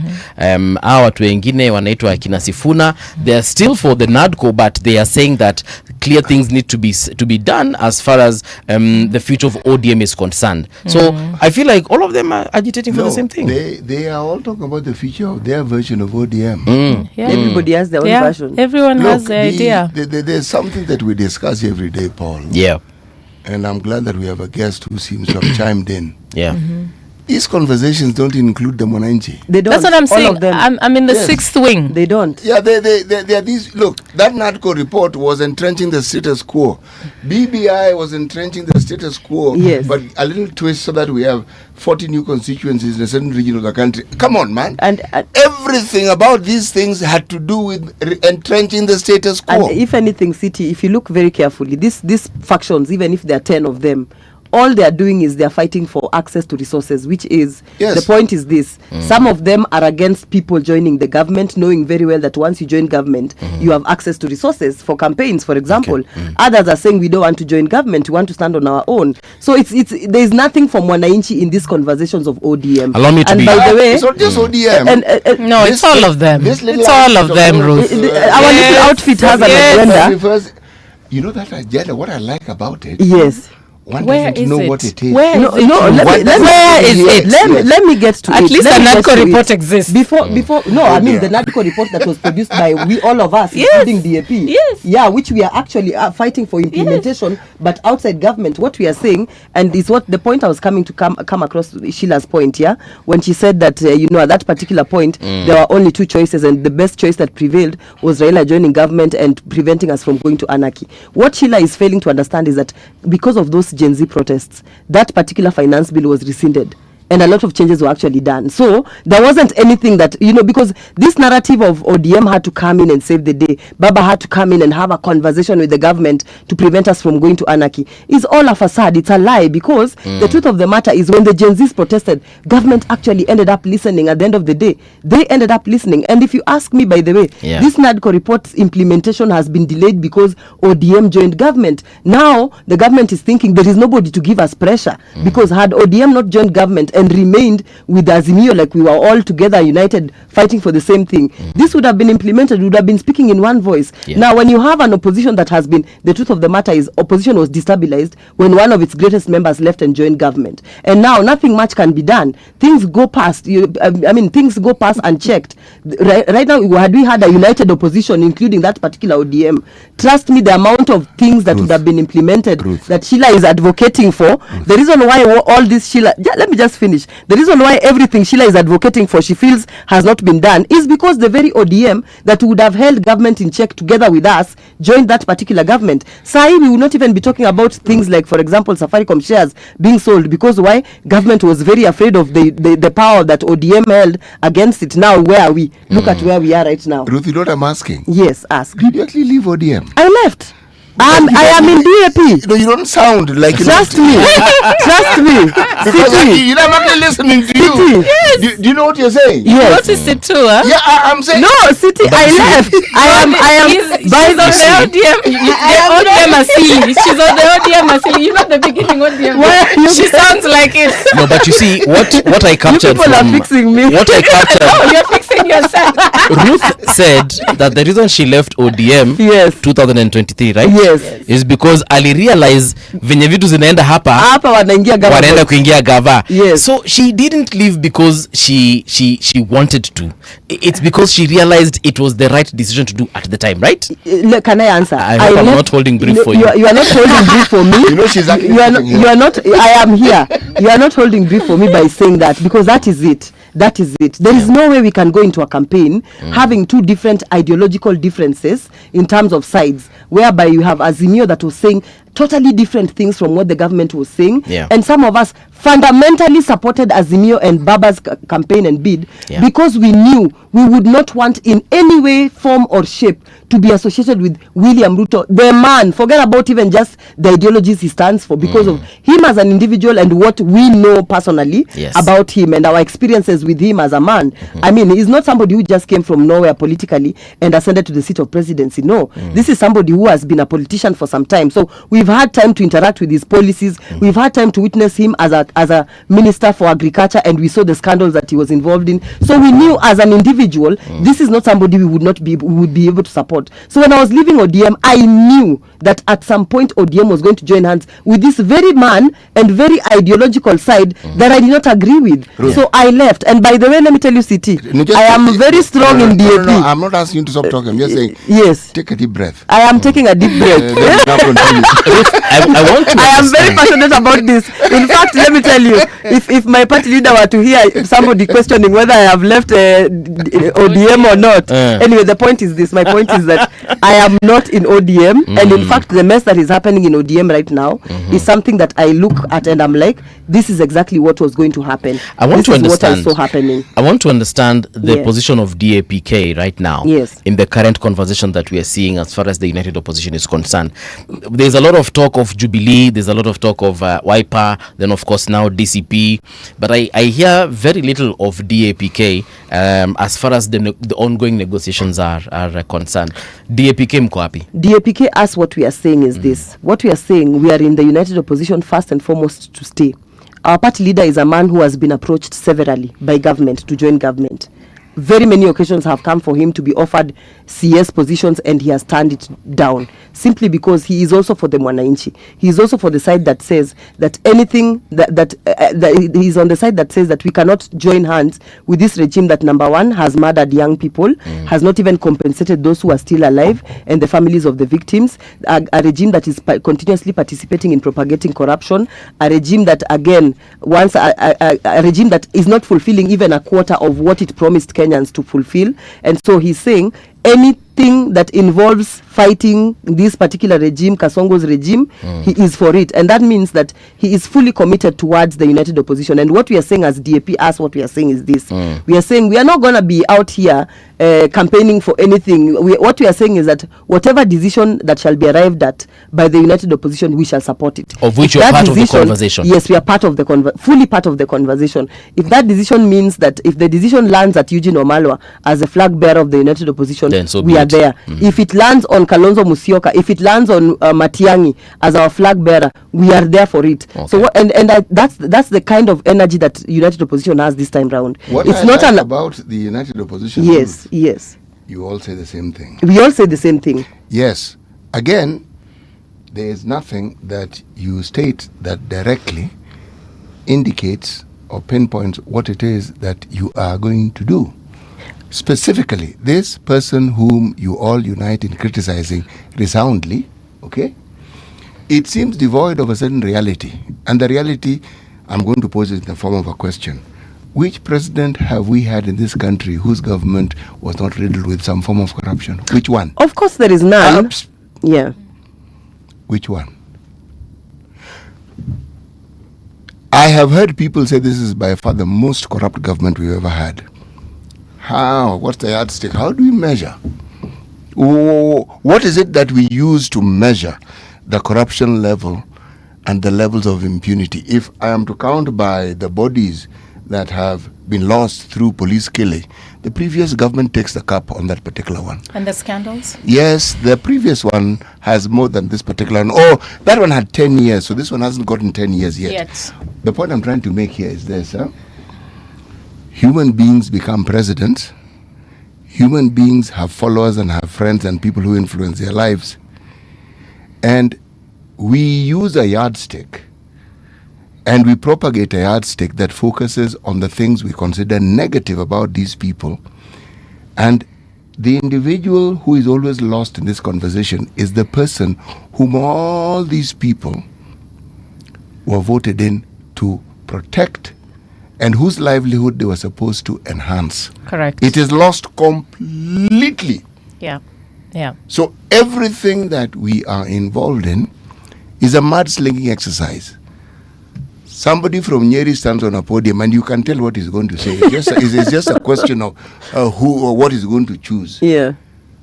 Somebody has a TikTok message. Somebody has a message. People even lie outrightly, or they speak about things they don't know. And in all this, the Mwananchi does not feature at all. And City, if I could just give me a second. No, I'm going to give you 3 seconds. Okay. I had interrupted Ruth. I'd like her to finish what you're saying. Okay. But I felt I need to interject so that I understand, because I find it absolutely horrifying that there are people who want to lead the country and yet they're not telling us how they want to lead. They're not telling us what they're going to do. It's horrifying. So why should we vote for you when you can't tell us what you want to do? The one thing, my answer to that would be this. Number one, first of all, to just add on, rather to interject, to respond to the queries that you've put across. Interject to my interjection. To interject to your interjection. Yes. You know, City, we cannot sit here and say every regime has its flaws. And so, if there are flaws in this regime, we should close our eyes to the fact that there are flaws and just move on, because every regime has its flaws. If a government is corrupt, it is corrupt. Whether the quantity of corruption in this regime versus the other one is lower, corruption is corruption, and it must be addressed. We cannot get to a point where we are turning a blind eye or we are desensitizing ourselves from the evilness of corruption, because at the end of the day, we desensitize ourselves from how bad corruption is. That's how we end up with poor healthcare systems. Actually, people die. That's how we. Corruption isn't our problem, actually. No, it's impunity. Corruption is a manifestation of the depths and the levels and the breadth of impunity that we see. Call it corruption, call it impunity, same thing. Corruption is what we see, the manifestation. Yes. What makes people do what they do and with the intensity that they do is the knowledge that they can and will get away with it. And that is it. And that's why I'm saying we as a citizenry cannot get to a point where we now say, let's not address this, because even in the last regime it was happening. That's not what we're saying. We are saying don't single out one regime as being the architect of issues that we've been living with for the longest possible time. But and that's where we are the current one has got a responsibility to put a stop to it. The current one has its own burdens to bear. No, but unfortunately, let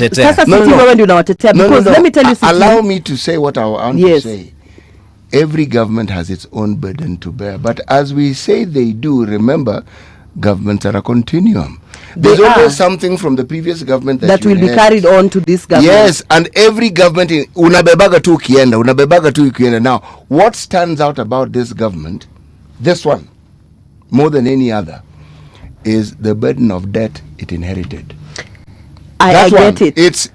You can move it this way, you can do what you like.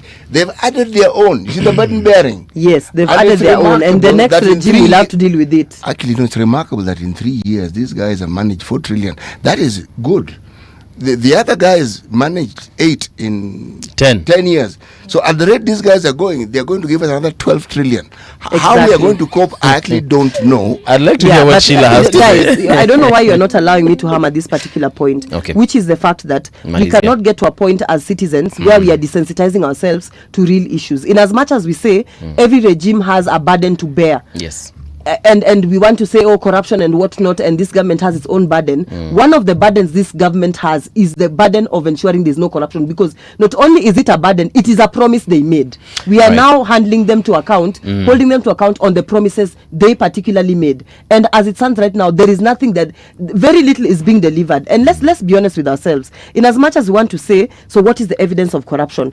We might not necessarily have the evidence of corruption in terms of the numbers, because the entities that are supposed to do this particular research and tell us as Kenyans, here is where corruption is taking place, are particularly failing. We are already seeing governments, we are seeing county governments, the Senate and governors fighting. Why? Because the whole issue of corruption. I think when I walked into studio today, when we were listening to the news, that's one of the items that came up, that who is corrupt between the governors and the senators. There's the whole issue. So just because it's like saying people are dying, but just because no one has given us the number of people dying. Now we deny the fact that people are dying. We also can't wish away the fact that for the first time in a regime, the closest few years, like let's say the last 20 years, we've had a regime that killed young people in the shortest amount of time, the highest number of young people. We can't wish that away. We must address these particular issues. And for me, the lack of accountability by this particular government, even that failure to even just compensate the victims. I understand there's the whole legal aspect of things and the whole constitution of bodies that are supposed to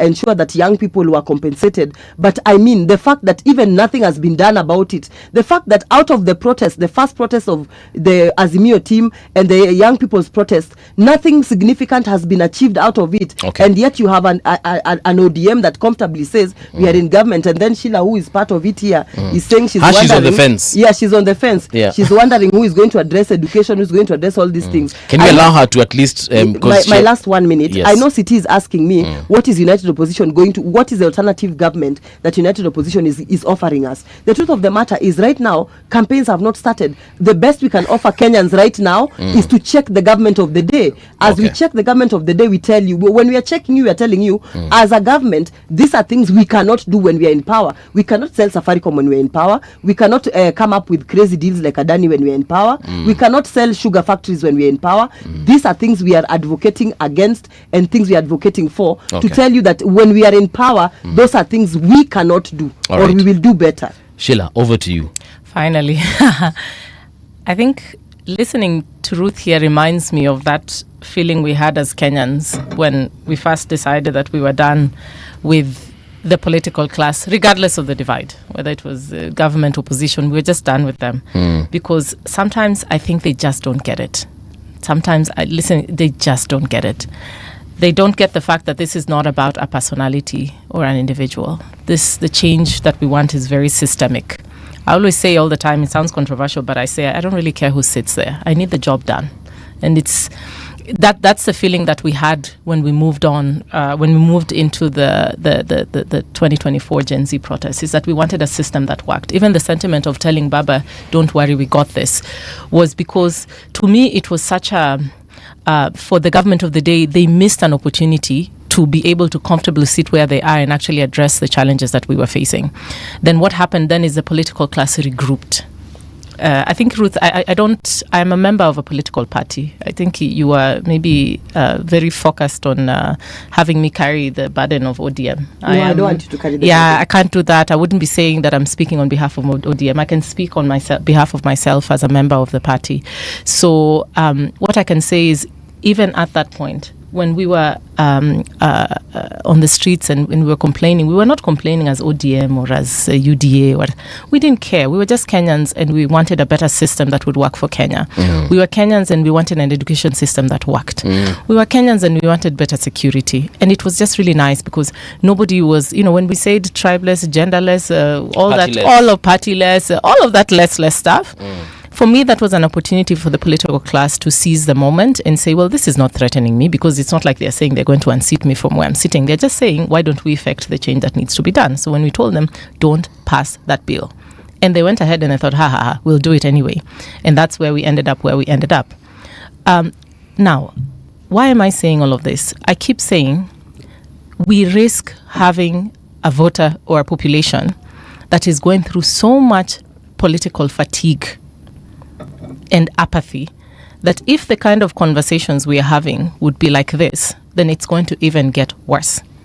The simple question that I think CT is trying to get at, Ruth, is can we try to be, one, extremely issue-based and try to be solution-oriented? It helps.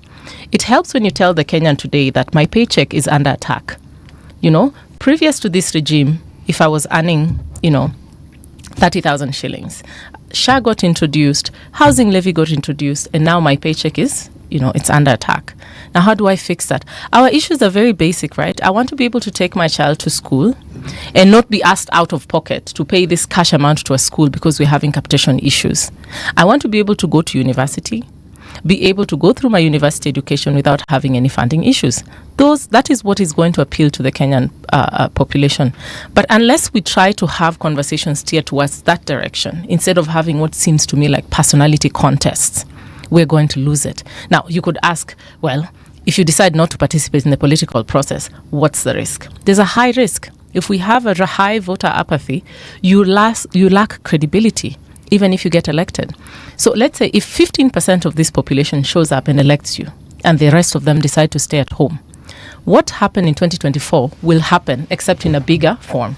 If you remember in the last election in 2022, you had, 7 million, roughly, plus or minus, voting for Raila, another 7, plus or minus, voting in President Ruto, and then you had a good 8 million who just didn't bother. Most of the people I can tell you who were on that street were this 8 million, because none of these two sides were their candidate of choice. None of those two agendas were their agendas of choice.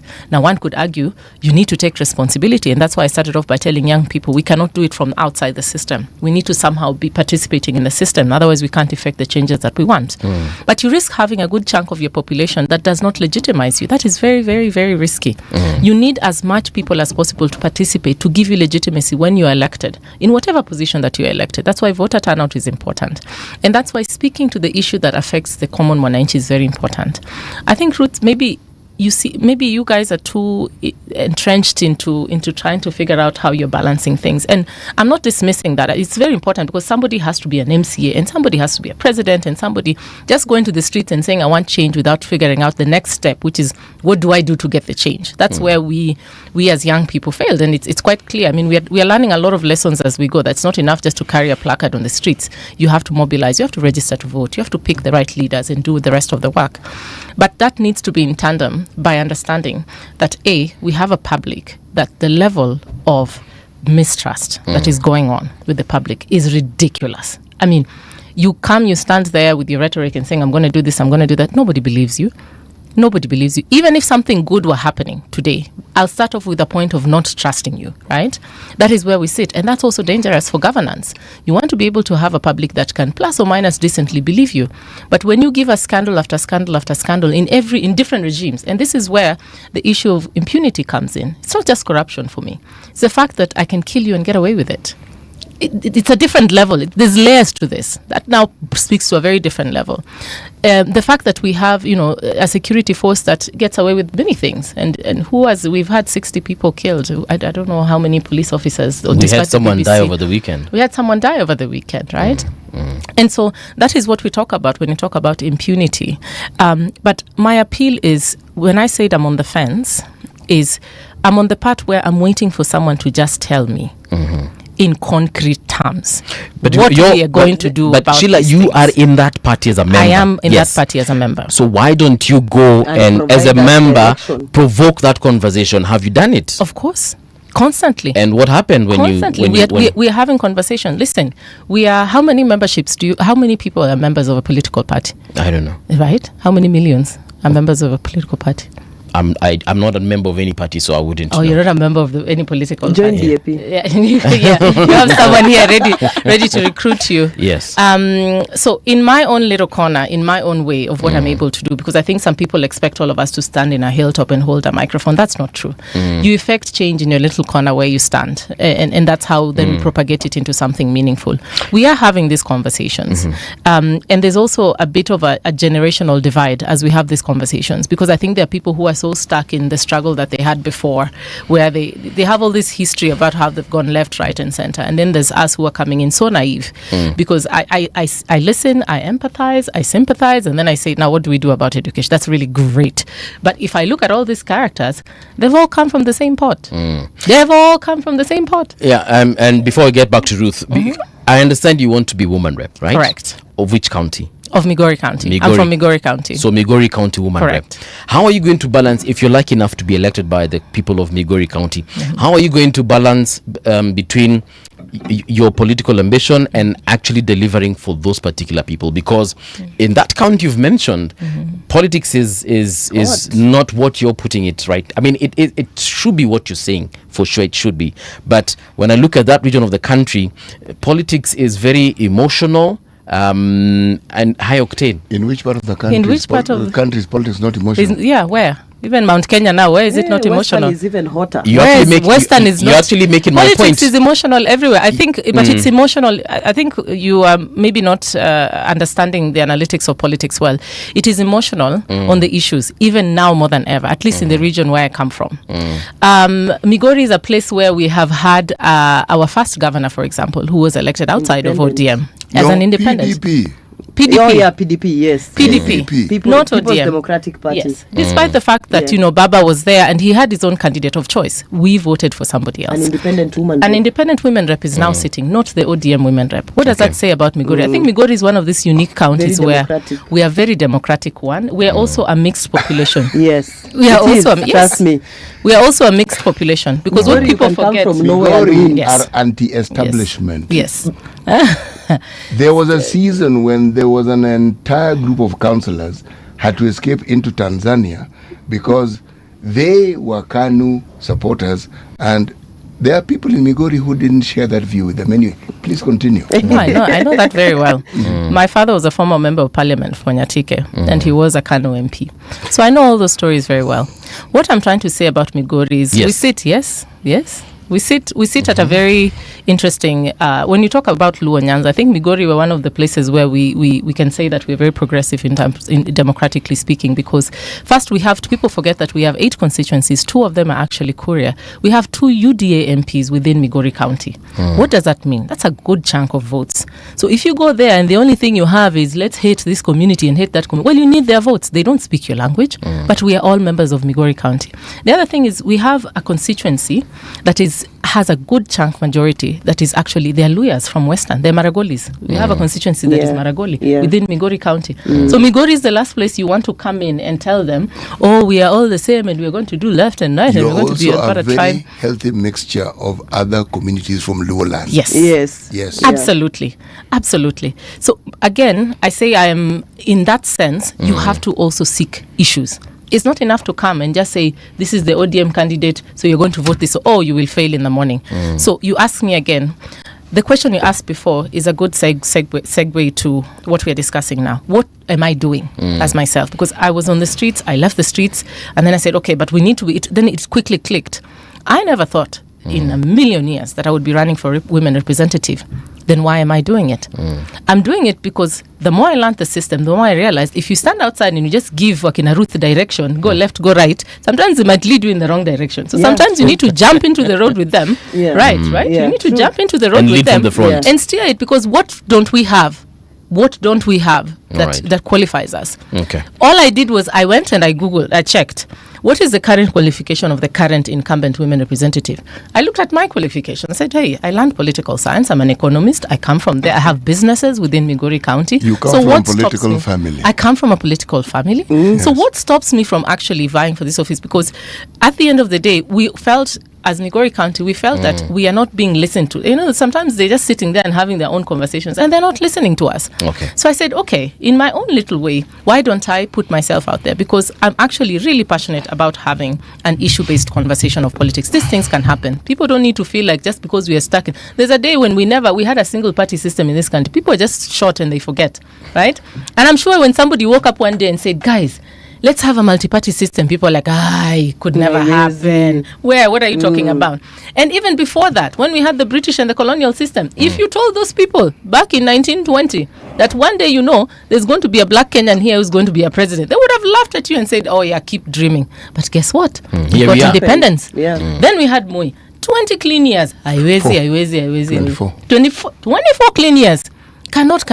I'm sure if you ask somebody on the 3rd year when Moi was president, that one day we'll have a multi-party system where we'll be having open conversations like this about politics. What do you think the reaction would have been? And then we went, and then that came and left. Constitution, we said, we need now a devolved system of constitution where you go and you don't have to go in. My dad used to tell me, he was an assistant minister, he used to tell me, there if I wanted a bridge, I had to go sit down na kunywa chai State House. I talk. And then I get my bridge given to me for my people because they were dying while crossing rivers. And I said, that sounds ridiculous, ludicrous. I mean, we are all Kenyans. If a bridge is needed to stop people from dying crossing a river in Migori, then the heck, they should get that thing. But he told me, no, it never worked like that. And he used to tell me, you are so privileged. Now you're just sitting here with a new constitution thinking, hey, it's my right. The county decided. You don't take these things for granted. There's a time him as a young boy would have never imagined that we'd be sitting where we're sitting, where there'd actually be funding within the county where we come from. He never had CDF.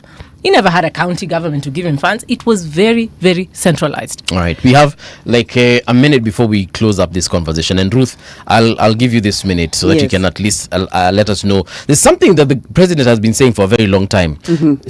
Opposition amumpati agenda, hamuna agenda yenu. And you've said we are not in the campaign period. So when you start campaigning is when you'll start giving your agendas. Our agenda, but I feel like the president is that's a legit question because Kenyans will not necessarily they don't know to the line where campaigns inaanza na mali zinaishia ama mali because at the end of the day we are in campaign mode 24/7. They just need solutions. The president right now saying we are not giving him an agenda is him simply saying he wants us to engage him on bickering politics, when our agenda right now is to keep his government in check. And we've been doing that successfully. We have gone to court in several cases. We have gone to the streets. We've started going to the streets over issues of IBC. So our agenda is to keep him in check, and by the way that is something he does not like. And as I close this, I mean, for me, my interest, as Sheila's interest, is in Migori. And by the way, I partly come from there. I studied there. So her politics is actually doing very well. I cannot wait to see her as the woman rep for Migori County. I listen a lot to what's happening on the ground.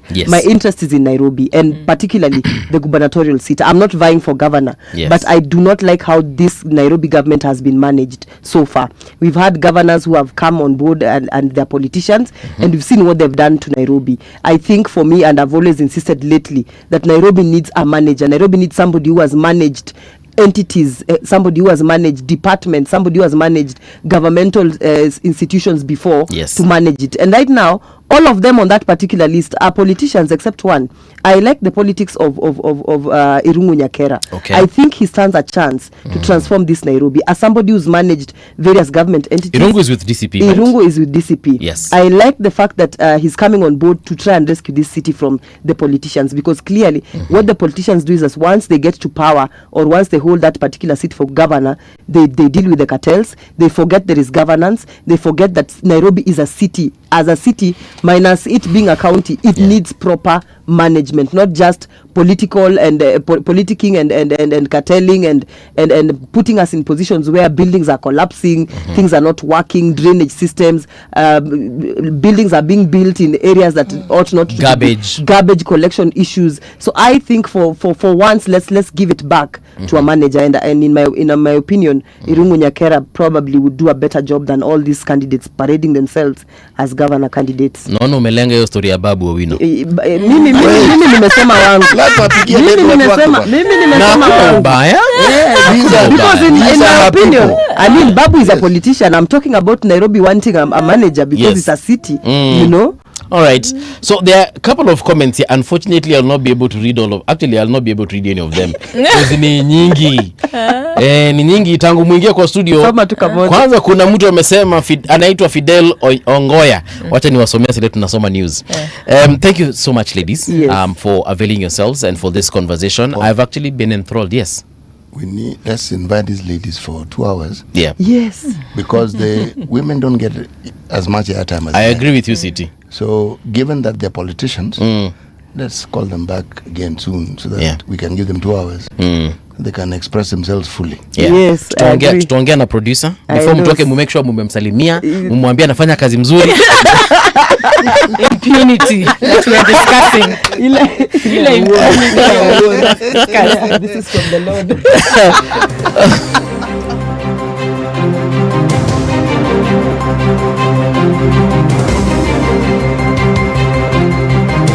This is the Radio Generation News. Good morning, I'm Winnie Maganga. 3 people have been charged at Milimani Law Courts of alleged fake mercury deal in which a woman lost 3.8 million Kenya shillings.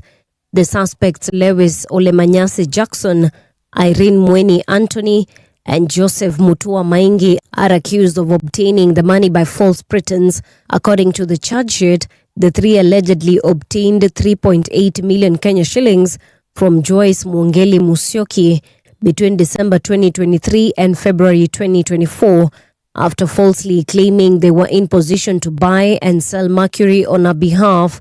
The suspects were released on a bond of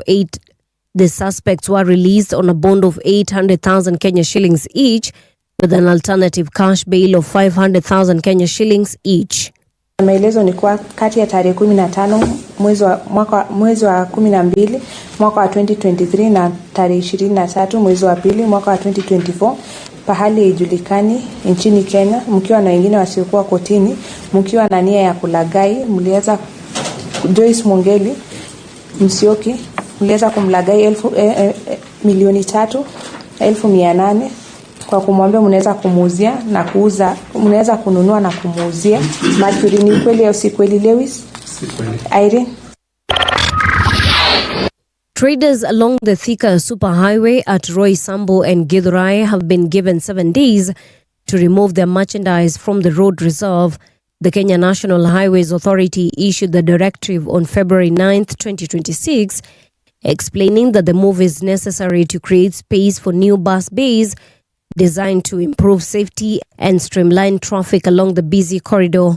The authority said the upcoming bus bays will provide secure and organized zones for passengers to board and alight, reducing congestion and improving the movement of vehicles.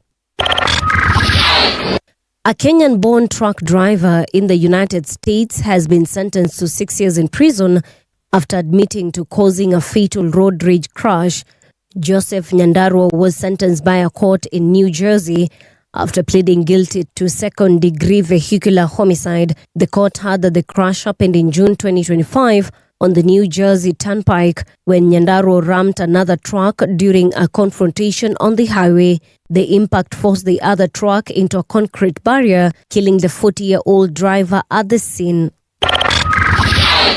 The Kenya Nutritionist and Dietitians Institute is warning people without proper training to stop giving nutrition advice to the public. KNDI Chief Executive Officer Dr. David Okeo warns anyone who is not licensed but continues to comment on nutrition matters risk arrest and prosecution for breaking the law. His warning comes after a radio talk show hosted a person who is not practicing nutritionist and who claimed that ugali is a useless meal. Engagement with the non-registered and non-licensed persons contravenes Section 32, 33, and 36B of the Nutritionists and Dietitians Act, and may lead to arrest and possible litigation against individuals or such individuals and the host or the employer, including media hosts. Countries around the world have begun preventive cholera vaccination campaigns again after nearly 4 years of suspension following a sharp increase in the global supply of oral cholera vaccines to almost 70 million doses. The surge in availability allows health authorities to focus on prevention rather than only responding to outbreaks. In a joint statement, the World Health Organization, Gavi, and UNICEF said the expanded supply represents a major step toward reducing cholera risk before outbreaks occurs. And that's the truth on Radio Generation. Good morning, I'm Winnie Maganga.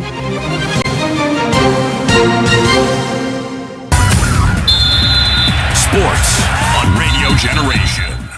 Good morning, I'm Samuel Otieno. Al Nassr are expecting Cristiano Ronaldo to end his strike and play for them again on Saturday. The 41-year-old has missed his side's last 2 Saudi Pro League games because he has been unhappy with the way Al Nassr are being run. After receiving assurances, Ronaldo is expected to return for Saturday's SPL game at Al Fateh. The Portugal captain has missed Al Nassr's 2 last games after not featuring in Friday's Saudi Pro League home win against Al Ittihad.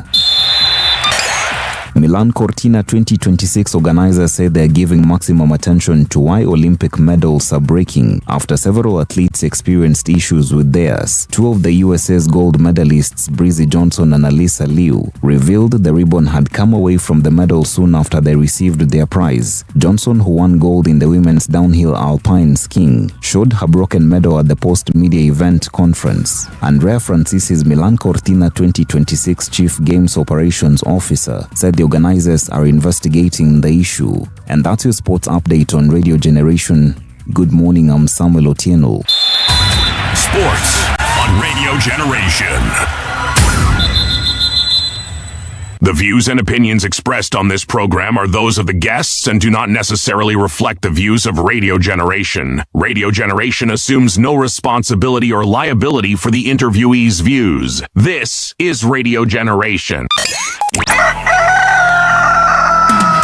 In the beginning, there was morning radio. But now there is Radio Generation's The People's Breakfast, curious and bold, getting facts from the shadows. That's what it is. Now, as the city wakes and secrets stir, a bright new voice shines. The People's Breakfast, your morning, your voice, your journey. Good morning. Good morning, my neighbor. Welcome to the home of hard truths and bold insights, Radio Generation. Good morning and welcome back. 9 minutes past 8 o'clock. This is Radio Generation, the People's Breakfast, the home of hard truths and bold insights as well. We are on 88.8 FM in Nairobi. Mombasa, it's 90.7 FM. Garissa, 89.5. Professor Hamad Manyona joins us this particular morning. And the first question that we're going to ask him is has ODM become a house of cards, Professor? Good morning. Good morning to you. Karibu tena sana. Asante. Happy New Year. Happy New Year. Huu mwaka umetutoroka kwa nini bwana? Iko sawa. Ama kuna mtu alikusumbua hapa nje, niambie tu ni deal na yeye. Naenda kuambia baadaye. Uko tu sawa ODM, has it become a house of cards? Well, ODM is just a party doing the sort of things parties do. That's all. Okay, yeah. Which is politics. Which is politics. Yeah. Which is people talking together, talking at each other, talking with each other. A bit of political fight here and there. That's normal in politics. Yes. All political parties. Yeah. Katibu mkuu anashinda akitukumbusha kwamba yeye ndiye katibu mkuu wa chama. Edwin Sifuna. Naam. Sasa it feels like he has to remind us because it seems we are forgetting, or is he reminding someone who seems to be forgetting that he is the SG of ODM party? I think it's just his style, that's all. Yeah. Yeah. And you know it is really catching, and it is capturing the audience, right? Yeah, and it is working just for like him. Haya of Raila Odinga. Yes, that is a signal tune. Yeah. But you know, there's something here that is often lost in our conversations, which is, you see, let's start with the figure of 8 million. We are told there were 8 million Kenyans who did not vote. If we look at the stats of our demographics, 70% of our population are youthful. So arguably you could say 70% of that 8 million are probably young people. That is conversationally speaking. They raise the fundamental question in all this discussion, because the change that everyone talks about, those in government and those who want to unseat those in government, everyone talks about the change without specifying what it is they're going to do to bring about the change. But to bring this change, you need people to vote. I do not hear of any conversations, maybe there are people who are working behind the scenes, of how they actually get people, not just the registration of voters I hear of, getting people to register. That one is a conversation. After they've registered, how do you mobilize them to vote? Okay. Because if they don't vote, and they don't vote in favor of the position that you stand for, then whatever change you're talking about will not happen. You know, because the change will come about with the leaders who have proposed those changes being elected and being voted in. Okay. How do you get these individuals to actually vote? That is a question for Prof. You know, yeah. My friend City thinks people must vote. They don't have to vote. And I don't think the people you are referring to want to vote unless something happens. And that makes the discussion on Sifuna relevant. Unless kuna ile Waswahili wanaita msisimko mpya. Something new something exciting to capture the imagination of the youth and make them part and parcel of these politics. They are not interested in voting. They don't want to vote. What are they interested in? They just want to see this country change. And how do they expect it's going to change? They'll push the change. They'll force it. They'll force it in the way that they attempted to. The way it's happening across the world, not in Kenya, not in Tanzania or Uganda or Nepal or Madagascar. How is it happening? Or Bangladesh or the UK. Let me ask you a question, Prof. This powerful voice, this powerful force, this tsunami of youth is changing the world. They are doing it in their own style. It is giving the impression it is changing the world. That is even when America is misbehaving in the Middle East, they just wake up 2-3 days and the United States changes. These are not people, and they are not going to do legacy politics. They don't believe in these legacy politicians and legacy politics. Oh, every 5 years you go and vote the same people, nothing happens, they remain jobless, no change. They have witnessed their father suffering, breaking their backs over the years, retiring into poverty. Their father is selling everything to take them to school. They don't have jobs. They are not going to listen to you. They will not be part of this voting. And that's why the conversation around Sifuna is very exciting. If people like Sifuna can bring the young people on board, then the young people will come and vote. But otherwise, the normal politicians, the normal politics, you can wait all you want. They will not be part of it. There is something you were saying before Prof went on to answer your question. I was thinking of actually Bangladesh as you were speaking. And Nepal. Sheikh Hasina left. And when she left, who filled that gap? Was it the military? No. It was not the military. The change that comes about with hope. It comes with the hope that what the young people were clamoring for, they will actually get. What he's right about is a narrative that captivates the attention and the minds of this group of young people. That one, he is 100% right. There is actually, in my opinion, there is no debate about it. That the so-called legacy politician, by and large, is a despicable animal, is also not very wrong. And that is the reason why you heard the conversation we're having. One of our guests was representing the legacy politician's perspective, and I'm wondering, I hear what you're saying, but that's what you people say. Where is the conversation that tells you about the so-called Mwananchi, who you're supposed to be, on whose behalf you're supposed to be speaking? Because it's lost. BBI was entrenching the status quo. NADCO was entrenching the status quo. These conversations we're hearing are still entrenching the status quo. So, in that respect, Professor Herman Manyora is absolutely right. My issue here is this. If the Sifunas of this world and the Babus of this world and the other people who've come in can get these young people to vote, then you then ask the next crucial question. What is it that they will do to ensure that these changes that we talk about and we want, how will they be effected? How? Are they the people to do it? Yes. You know, when things are so bad, they call for disruption. Something must break. And your observations are right.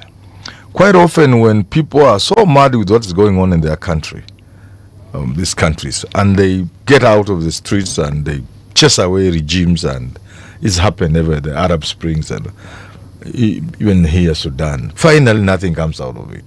It is disruptive without being organized enough as an organized revolution in the manner of the Russian Revolution, the Cuban Revolution, and so on and so forth. So things are so bad, people are so annoyed, they say anything but this. But what follows after that is rarely useful to anybody. You disrupt order, so that you disrupt peace. A regime goes, the president can go away flying out in a helicopter and so on and so forth, but you have nothing better. But it was sort of necessary. It now takes long for something new to come out of it. But you see, the Sifuna angle is a little different. If they are able to bring the young people to be part and parcel of the conversation of this country, not to vote. Again, there's something wrong about voting. Bring the young people out to vote. You will not bring them to vote. They will not come to vote. The young people will come to be part of the conversation, not to vote. Part of the conversation. That conversation includes voting. They are part of it, and I have a remedy for that. Politicians, especially young politicians, new politicians, if they are able to make it possible for the young people to be part of the process in a very practical way. I've said, for example, political parties should ensure at least 50-60% of MCAs are young people we call Gen Zs and thereabout. Anybody below 35 years. We should have our county assemblies na vijana below 35 years. Our National Assembly, Bunge la Kitaifa, should have people below 45 years, about 40 to 50%. If this is part of the conversation this country is having, is this part of the conversation people like Sifuna bring on board, you can't stop it. Because the young people will effectively be taking over their country. This is their country. But they must take it over in an organized way, in a much more structured way than we have seen the so-called revolutions, including the Arab Spring Revolution, what we've seen in these places across the world. Organized, structured by being part of the conversation. Prof, let me ask you a question. Yes. Do you think that if this organization began with an overhaul of political parties, yes, because all these young people come from regions where we have these political parties. Yes. Let's say they joined these political parties and with their numbers were able to actually get into positions of authority within the parties. You can't. Why not? You can't. You Why can't not? go to Ukambani and disrupt legacy politicians in Wiper and you take over. They can't allow you. You can't take over ODM because you are young, educated with 2 degrees. Nonsense. They will not allow you. It must be deliberate from the politicians. And since these legacy politicians won't see the urgency and they won't do it, that's why I keep going back to Kinababu Owino. This Kinababu Owino can come back with the politics that does not put party at the front. Party is nothing. It is a movement. You may just need a name called a party for the purposes of fitting within the constitutional and legal order that is provided for in this country. But it's not a party. You cannot progress the politics of this country using parties. Parties have a tendency in this country of being the representation of what it is that we shouldn't do. Correct. Movements, on the other hand, tend to be amorphous. Yes. And without structure. Yes. And it makes them dangerous. True. Because they start with what you want to do. After the fact is never featured. So you're left in limbo. Political limbo isn't safe. It isn't good. It isn't nice. It is earlier when I said that you are referring to. Yes. But you see, I'm saying people like Inababu Owino, Sifuna, under the tutelage and the guidance of people like Orengo, will bring the young people into the politics of this country. That is in a structured manner. I have repeated, organized, structured. It will be a system. Not just noise, not just the streets. Herman, yes, reach them and make them your parts. Thinking is structured. Your argument is structured. Yes. Most of the politicians that represent change and revolution have been people who do not do well with structures. They do well with rhetoric. Right. They do well with agitation. But as for providing the sort of leadership that brings about structural change, that then change lives, that hasn't been their forte. Raila is an exception. I'm repeating it. He is actually an exception. What is it about Orengo that brings to mind structure? What is it about Orengo that gives you the impression that beyond the rhetoric and the ideologies that this man has had and his constant push for change, that is a hallmark of the person. I have to repeat for C.T. Muga and perhaps anybody else who didn't get it. I am saying sometimes in society, yes, sometimes in a country, things get so bad, something must give way. Yes. Look at the recklessness with which our politicians are running this country. From both sides. Look at the plunder and theft. Look at the impunity. Look at the display of wealth. So what I'm saying, as these people go about vomiting on Kenyans' shoes, something must give way. Now, when something is breaking, there are always two ways of it.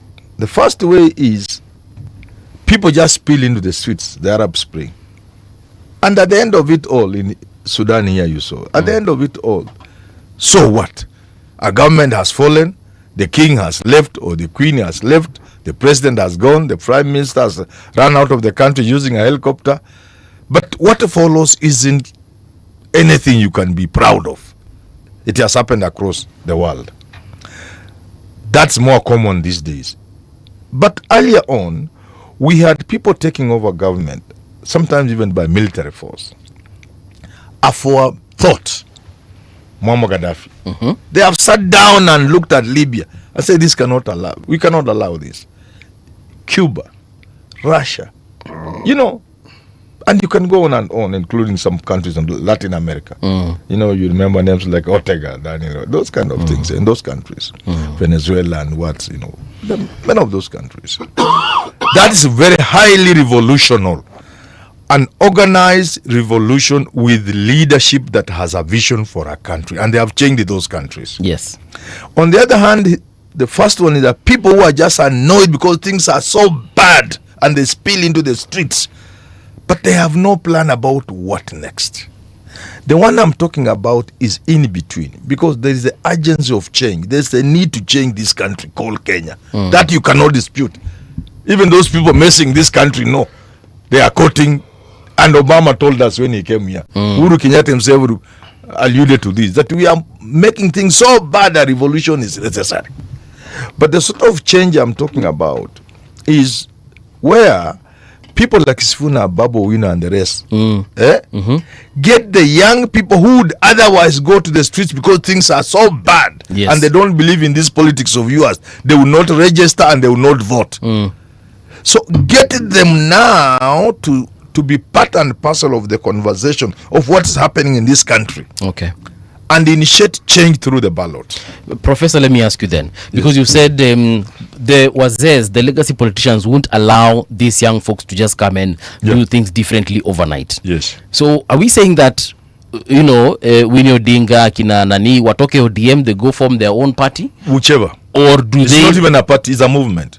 Okay. Yeah. If you chase because what you're saying is that it will not work well. They're currently in ODM. It can't. Unless some party like DCP got it, DCP or DAP, there are all these parties around here, Jubilee, which is unlikely. But if one of them could see the moment quickly and make itself a party of young people. Yes. I heard Gachagua say he would want the DCP to do what Luos are doing. The Luos are taking educated people to parliament, lawyers, engineers. So what he didn't add, and I think I reminded him, was to make it young people. Okay. A party deliberately say we want this percentage of young people in our party, that we want to have 60% of our MCA candidates people below 35. It's a policy of the party, and you implement it. But you see, that will be on paper. The one I'm talking about of Kina Babu and Kina Sifuna, inakuja na msisimuko. This new excitement, the wave, it has to be a wave that brings the young people on board and they see themselves are running their country, taking charge. That one can work. And that is what I see. So this fight they have within ODM is in futility, basically. Yeah, it is. Those are normal things, but it could give birth to something bigger than Ruto and Kina Oburu Odinga think. So, two questions. One question. What will happen if, and what does it mean for their political future, for the political future of ODM, sorry, if this, they've been called rebels, but Siti anakatangi yo jina. Yes. But let me use it for this conversation. What happens if these rebels actually leave? What does it mean for the future of ODM as a party? It depends on how they live. You see, if they are accommodated, if these guys fear to remove Sifuna and the rest, then Kina Sifuna also get the comfort of remaining. And then ODM remains a legacy party, playing legacy politician. So you are young, you are Sifuna, you are young, you are Babu, but there's no difference between you and Oburu Odinga. You're just, so the party continues in the same way it has been. It won't even admit of young people. Yeah. You get. But if they are forced out, that's how change happens. If they are forced out, is a new development that renders ODM irrelevant. You can call it ODM, you can say it is weak, you can say it is dead, but you can say it's a Luo party, but it is put in the dustbin of history. It's no longer part of Kenyan history. It goes away, never to revive. So becomes a fossil. I would prefer a situation where there is this painful birth. ODM actually is the one that can change this country. Let them touch Sifuna and Babu and the rest. And that will be the beginning of a new order. It will create. Because comfort cannot bring change. If Kina Uburu and Kina William Ruto realize that chasing Sifuna out of the party will cause havoc, then Kina Sifuna, they also, we have survived. Yes. God is great. They sit down and enjoy and relax. ODM will remain a strong party, strong the way you want to call it, in quotes, but it will remain just like any other party. So the best option for them is to watoke. The best option not for them, for the country. For the country, ni watoke. Watoke. Na wangoje wafukuzwe. Wasijitoe. Wangoje wakwe kicked out. Yani ujinga, watu wafanye ujinga. Wacha tutumie hiyo Kiswahili. Wacha watu wafanye ujinga. Ujinga so kusukuma nje. Now I understand why Sifuna and the team have been going around the country and he's been saying mimi ndio Sifuna na mimi ndio katibu mkuu wa chama. Yes. So you see, once you remove them, what remains is not ODM. There will be such a big wave after they leave that when you talk of ODM, people will soon be asking, what is that? Oh, it was a party. It can't be that bad. I'm telling you. But there have been independence cities here. Yeah. Where are independence parties in Africa? Where is Kano? Where are those others? The Malawi one has come back to power at some point. Yeah. Wakifanya hivyo, Professor, if they do that, now what does it now mean for the opposition? Because they will have come with a very, like you're calling it, with that wave. So believe me, if Kina Sifuna were pushed out, yes, and they go the way I'm seeing they can go, you know, the challenge is limited resources. If they go the way they went, if you saw Busia, and I was in the village, I saw what is happening down. You know, people, these politicians don't like being told. Actually, I came from home yesterday. Okay. Yeah. What I saw and what there is in most parts of this country, the yearning for change and for youthful leadership. If they do that, just as ODM will be rendered irrelevant, so will the so-called royal opposition. Loyal opposition, I don't know how they call themselves. I think United. I'm telling you, they will be irrelevant. They will join these people. It is the opposition to join them, not the other way around. No. This can be a very big force. If it is, you know, the problem with the politics, it has become almost transactional. Politics is something you can't do without resources. So the limitation of resources, you know, even just going like to a ride like Busia, where they went, yes, it requires money from these young people. They may not have it, but you see, as often happens. Wait, who has the money here? The young thugs or the old folks? The old folks have money. Okay. The young thugs don't have money, and it costs money even just to do a rally. It does, yes. You are not going to give anybody money, but even you are just traveling yourself.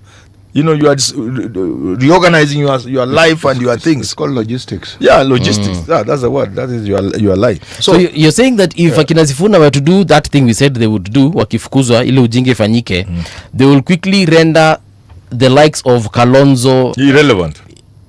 They are the ones who will look for them. They could be kind enough to allow them to carry the flag. Yes. But you see, if this thing catches up, and someone like Sifuna and the Babu are working together, and one of them is going for the presidency, you can't stop it. You can't stop it. And I'm telling legacy politicians, I'm telling Kalonzo, I'm not telling Ruto alone. I'm telling Ruto, I'm telling Kalonzo, I'm telling Gachagua. This thing is fire. Once it catches fire, you can't stop it. You can't put it off. Do they, though, have the number one national appeal?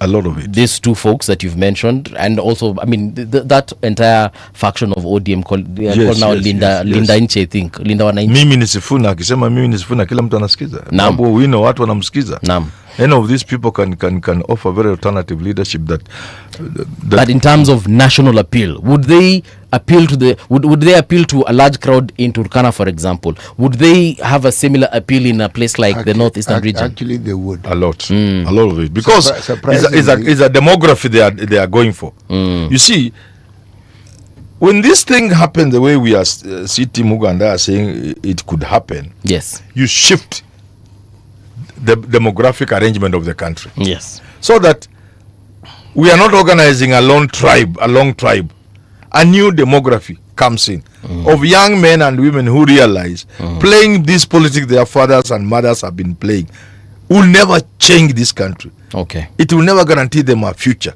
It will never give them jobs. Don't think these people are so stupid. They can see that if they continue with business as usual, they will not get jobs. They will join their fathers in misery and poverty. And I don't think they are very prepared. And therefore, people like Babu Owino have a serious constituents waiting for them outside there. But mobilizing, like I've said, requires resources. But this is now the challenge. It has happened over years, including Marx, with Frederick Engels sponsoring. He would not have managed to do what he was doing. There are people inside here and outside this country, who could step in and sponsor these young people for whatever reason. Again, you actually got in the heart of the matter, but let me localize it. Yes. The thing that characterizes our politics is how either politicians of immense means or business people aligned to politicians of immense means influence people like Babu and Sifuna. Yes. Because there are people who can see the potential, and it is not hard to see. This is not potential that is difficult to see. The clamor for change is being represented by these two individuals and the stand that they are making. But this now is the trepidation that I have. Given what I've seen over time, there will be people who are players in the political field. They may not necessarily be overt politicians who will want to influence these individuals. That's normal. And I'm asking myself the question, how immune are they to that influence? Because it starts as influence and it ends as capture. It happens, and it won't be the first in history. It has happened. We can even be practical and demonstrating it right now. We can say people like you say have seen the potential the Babus and the Sifunas have, but they also know their limitations. Not just in terms of resources, in terms of capacity, even for leadership itself. In terms of, can you take over as President Babu tomorrow? Governor may be president. That's a bit tricky. Yeah, when Winnie was asked whether she could take over ODM, she said, well, not quite ready. You know, she was that honest, that TV interview. Yes. And people like Sifuna, people like Babu, could be that realistic and say, okay, the complexities of running a nation are such that we still need a few more lessons in life, to mature kidogo.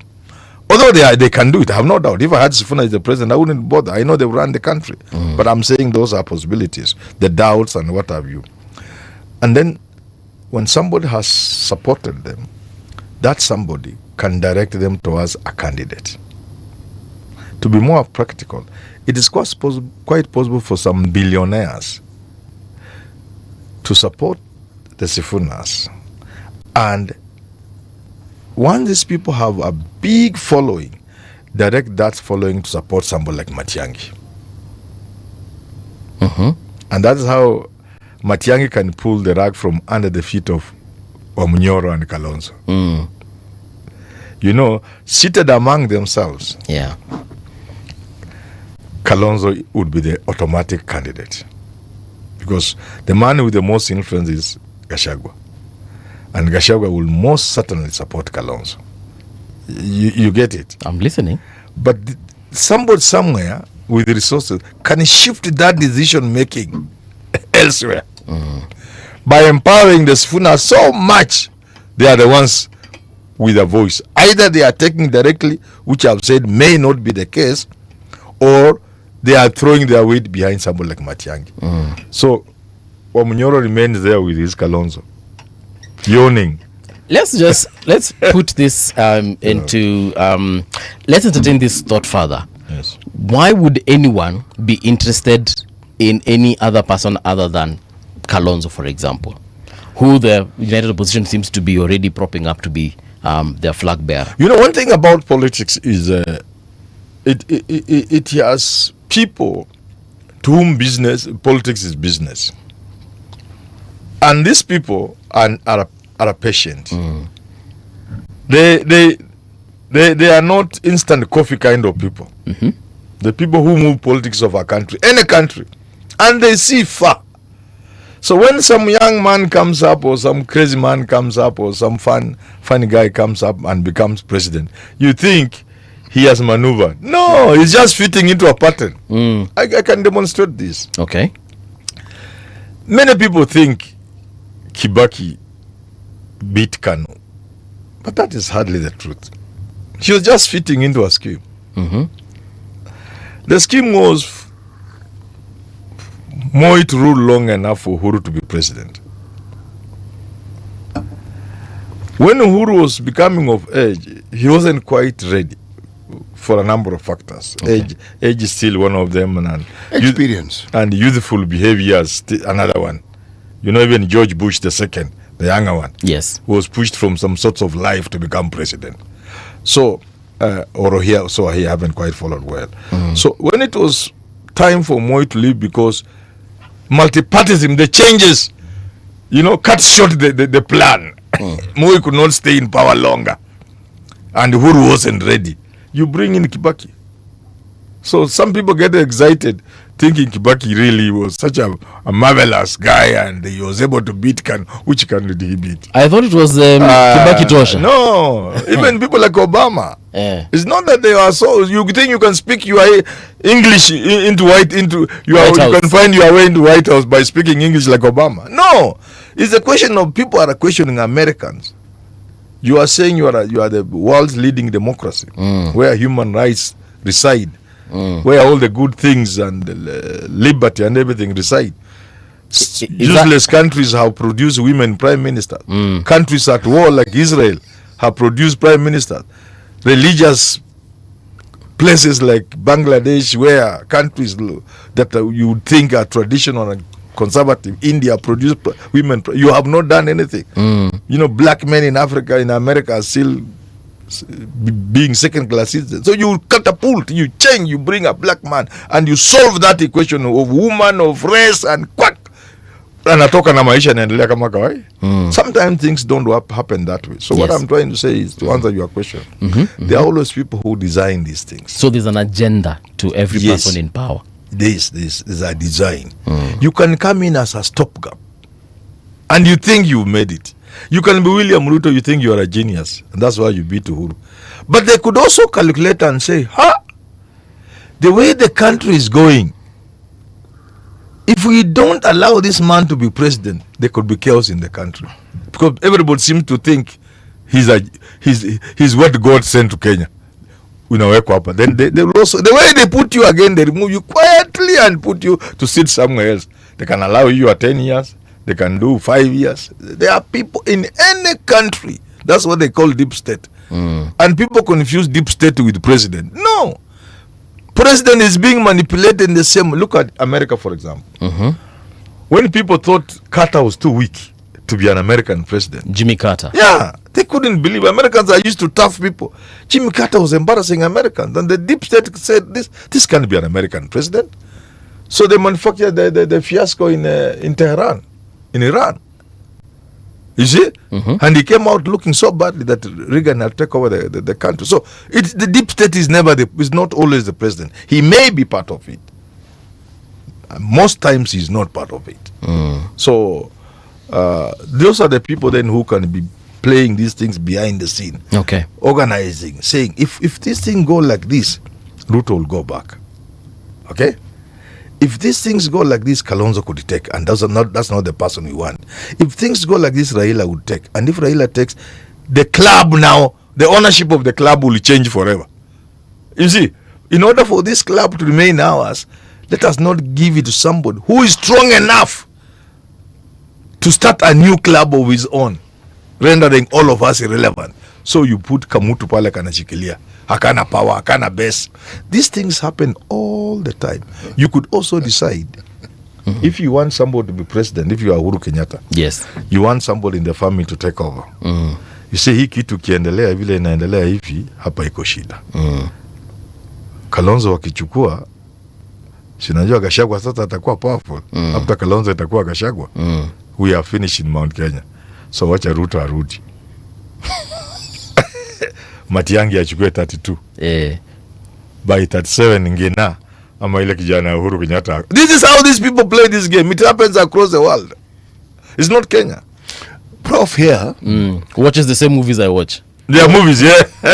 Actually, the two of you, I'm listening quietly because I'm thinking, my goodness. My friend Herman is a conspiracy theorist. A die-hard conspiracy theories. But you know, the thing about conspiracy theory sometimes, it's very logical. If you look at the example of, say, for instance, Kenya, and you started with Jomo Kenyatta 1. Yes. The truth of the matter is, there are people who owed Jomo a lot. Kibaki was one of those people who could argue owed. Moi could be argued really owed Jomo, because Jomo stuck with him despite people from his own little kitchen cabinet who did not want. They didn't know the game. Yes. Not that they didn't want, they didn't know the game. So how do you ensure that you repay the kindness? Remember, Uhuru lost an election twice in his backyard. He was beaten twice, but every time he was nominated. That is what you would call, we're discussing conspiracy theory here. Okay. You introduce someone to the public. The presidential election that Uhuru lost introduced him to the whole country. Yes. The whole country. We now knew who Uhuru Kenyatta was. Okay? And what also followed, his appointment to cabinet, or? Oh yes, and the plum position was given. But this man was Minister for Finance. He had been introduced. Now he was being introduced to the system of and if people didn't know, the coalition government was Mukate. Yes. How Mother Karua was not made the deputy prime minister. She would have already told people there's something going on here. How was Uhuru given deputy prime minister instead of Mother Karua? It was obvious it was Mother Karua. Why was she not given? This is always a game. And if you want to understand the politics of a country, you must see it from a game point of view. If you don't see it as a game point of view, then you are. But Prof, there's always what we call the disruptors of that game. Yeah. Sometimes the trumps of this country yes, come up. The thing that you didn't anticipate, and that's where the role of chance comes in. This wasn't anticipated, but here it is, and it's influencing the play. But they catch up quickly with you. They quickly take charge. You see, like now, the change we see in our country is the passing away of Raila. Yes. That caught very many people off guard, and it has changed very many things for very many people. Yes. Just that passing of Raila. Yes. That one thing. Yes. So a lot of what you're seeing is people scrambling to figure out. Yes. Now that this influence that we could be assured of is not there, what do we do? What do we do, yeah. Now that's what you're seeing. What do we do? And the master themselves are just watching. Them, they are not panicking. Nothing scares those masters. Yes. They are long term in their thinking. They are never in a hurry. They can see what is happening from far. Yeah. Do not play with people like Uhuru Kenyatta. These are the real owners of Kenya. Yes. Nyinyi munakimbia na siasa wanacheka tu. These are the club owners. They see far. Actually, let me explain. And their interest is not their interest. Their interest is the interest of global powers. People who see far in business and in politics. see far, yes, because they have people who help them see far. Okay. Yeah. Yes, there are people whom you will never see, you will never know. Call it a think tank, but these are people who will tell you this will go here and it's right there, and if you do this, this will happen. Yeah. When you find a politician making very clever moves, thank him for being clever enough to have people who can actually guide him and tell him, no, this we don't do. This is where we move. And as I said, you will never get to know some of those people. Yeah. And that reminds me something, City, with your permission. Please. I keep telling people Raila was superhuman. Raila was a spirit. You know, people didn't understand me. You know, Raila was your friend. Raila was my friend, I know. But friendship aside, you must give Raila credit. Raila was playing against these people. Yes, he was. Let me use a very simple example. This very system you're talking about. Yes. And he was able to get where he got. Give Raila credit. Let me give you this example. Here is handshake. It has happened. The handshake has happened on the 9th of March. And quickly, Raila realizes with his people, they will need some team of people to help them. You are truly being one of them. Was one of them. So we form a think tank. Yes. Of course, as usual with Raila, you don't go far with him. You tell him this and next time he says, but that's hardly the point. The point is this. I raised this issue. I said, look here. I don't know what I was telling Raila alone or the team. I can't remember. I think the team. Yes. I said, I am more than convinced. You, Raila, there are things you can't. Yeah, it was the team. There are things you can't tell us. And we don't want to force you to tell us. Including whether there will be a coalition government with Uhuru sooner or later, including whether he will support you in 2022. Don't tell us. There are things I know you can't share with us, and we will not push you. But let me tell you this. The other side, Uhuru Kenyatta, has a fully fledged team, well-resourced team to manage his politics in this coalition. You see the imbalance. Yes. It also played out in the election of 2013. How well organized and oiled the Jubilee campaign was, and even in 2017. You saw it in the petition, the first Raila one in 2013. When Raila is working Oraro, an old man running out of sugar, as he would tell us during the hearing of the petition, the presidential petition, helped by my friend who was recently made senior Chikanzo Ocheng, James Ocheng.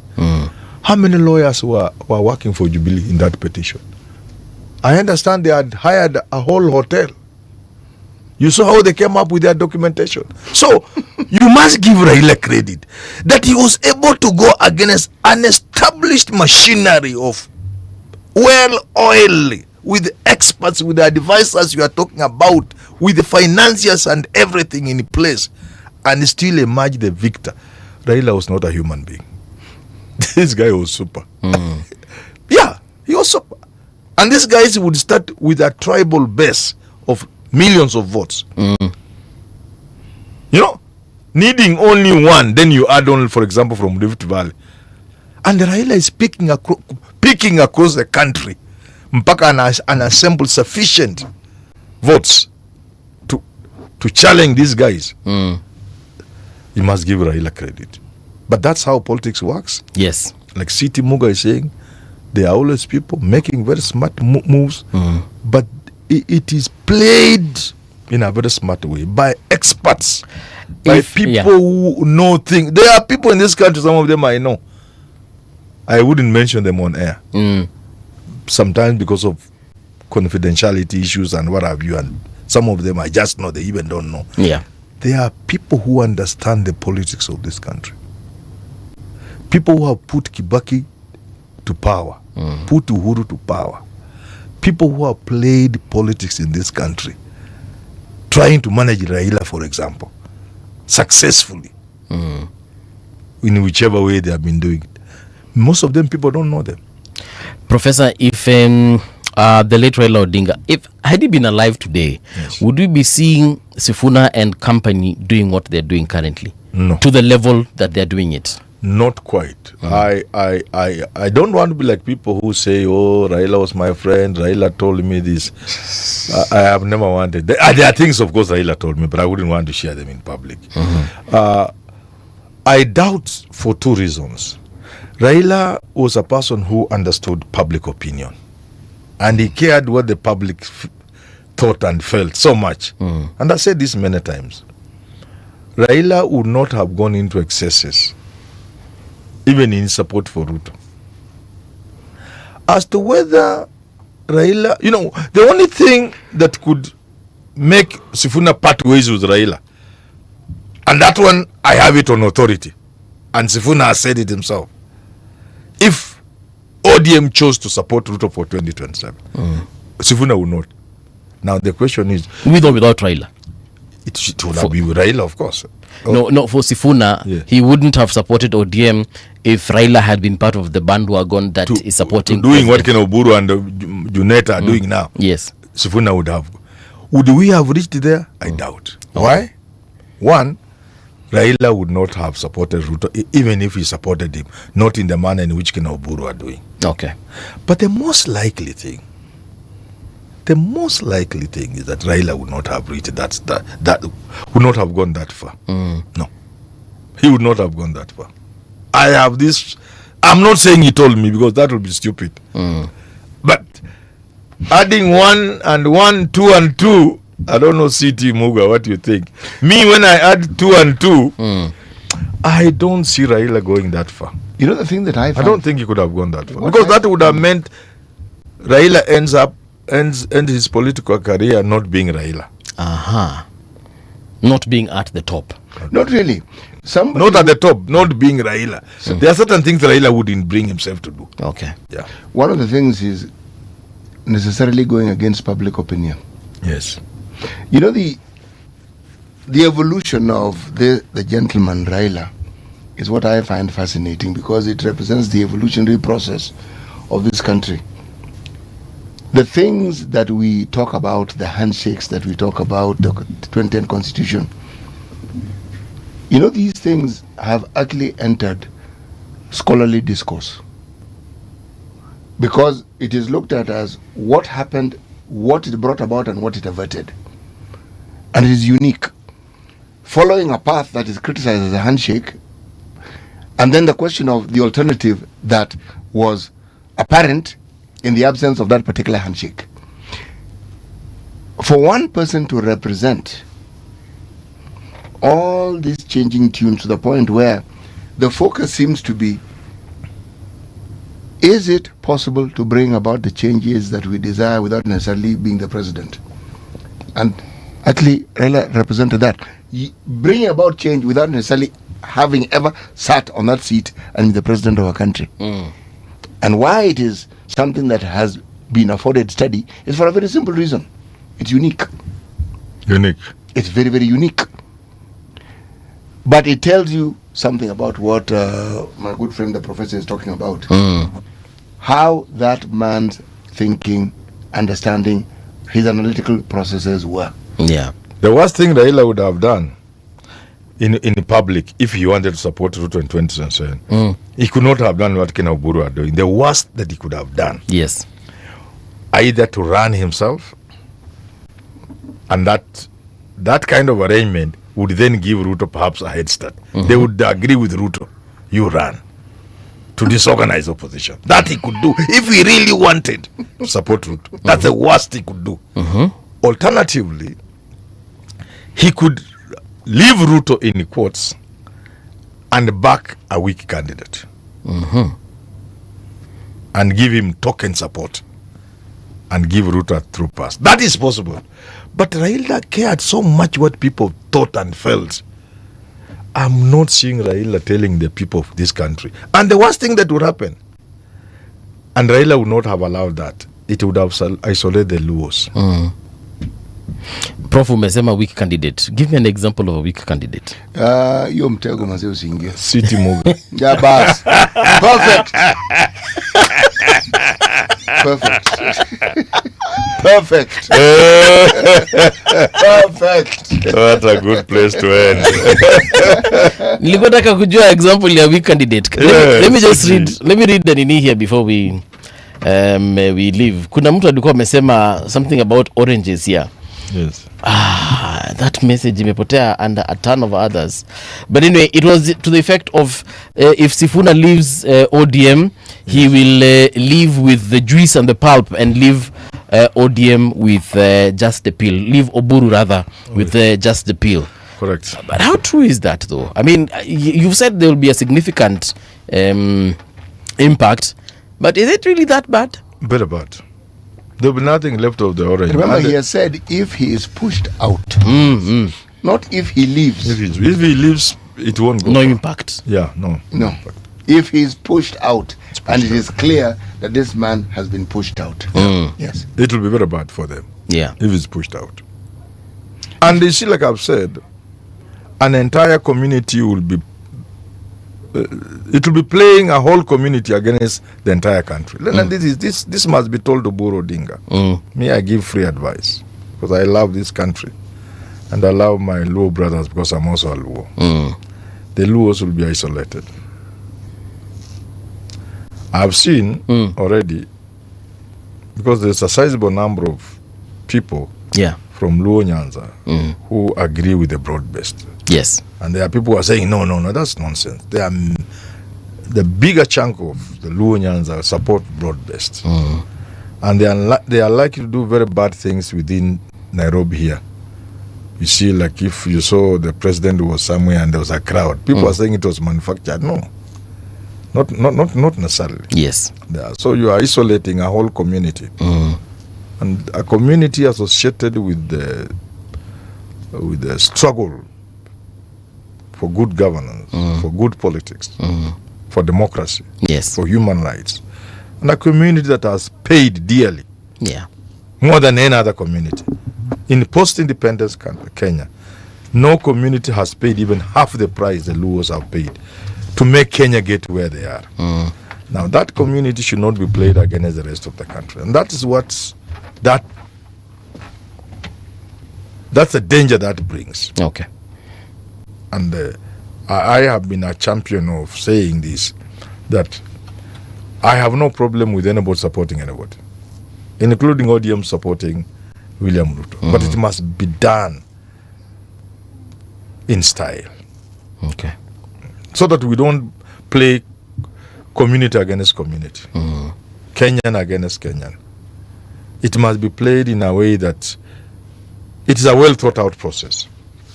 I don't know the city because he comes from there, or whether he agrees or disagrees. Oh no. You have an extremely valid point, because moving from the champions of everything that is positive within a democracy to being a pariah, it requires just one little thing, and you suddenly find yourself in that position. Because if ODM becomes a tribal party, it's dead and buried, finished, done, dusted. As of today, today, they used to fight some stupid street wars in Nairobi, and forever the rest of the country will never respect them. It will be very sad. As of today, 10th February 2026, what are the chances of President Ruto being president beyond 2027? From your perspective, of course. You know, that's a very difficult question. You should say, if elections were held today, for example, certainly he will lose, and lose badly. Between now and 2027 is the dynamics we have been talking about this morning. Dynamics. They could favor him. You see, if Sifuna comes up with a third force, so there's Kinakalonzo and there's Sifuna and then there's Ruto. If this third force of Sifuna doesn't excite in a manner I said, but it brings numbers on board, it's into the opposition numbers. People would have voted for Kalonzo now choose to vote for a Sifuna candidate, whether Sifuna himself or somebody. Bila ile msisimuko, then Ruto will go back. It's quite possible. And that's how politics could be played. Remember, it could also be deliberate.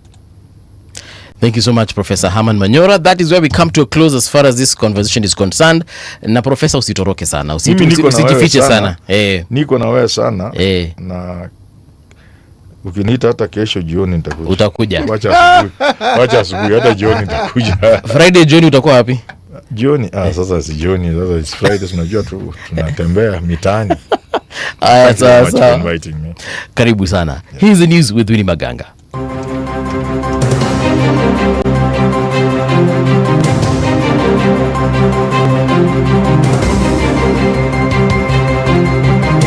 This is the Radio Generation News. Good morning, I'm Winnie Maganga. Police officers based at Diani Police Station have arrested 2 suspects believed to be key members of a criminal gang that has been terrorizing members of the public in the Tanduri area along the Diani beachfront.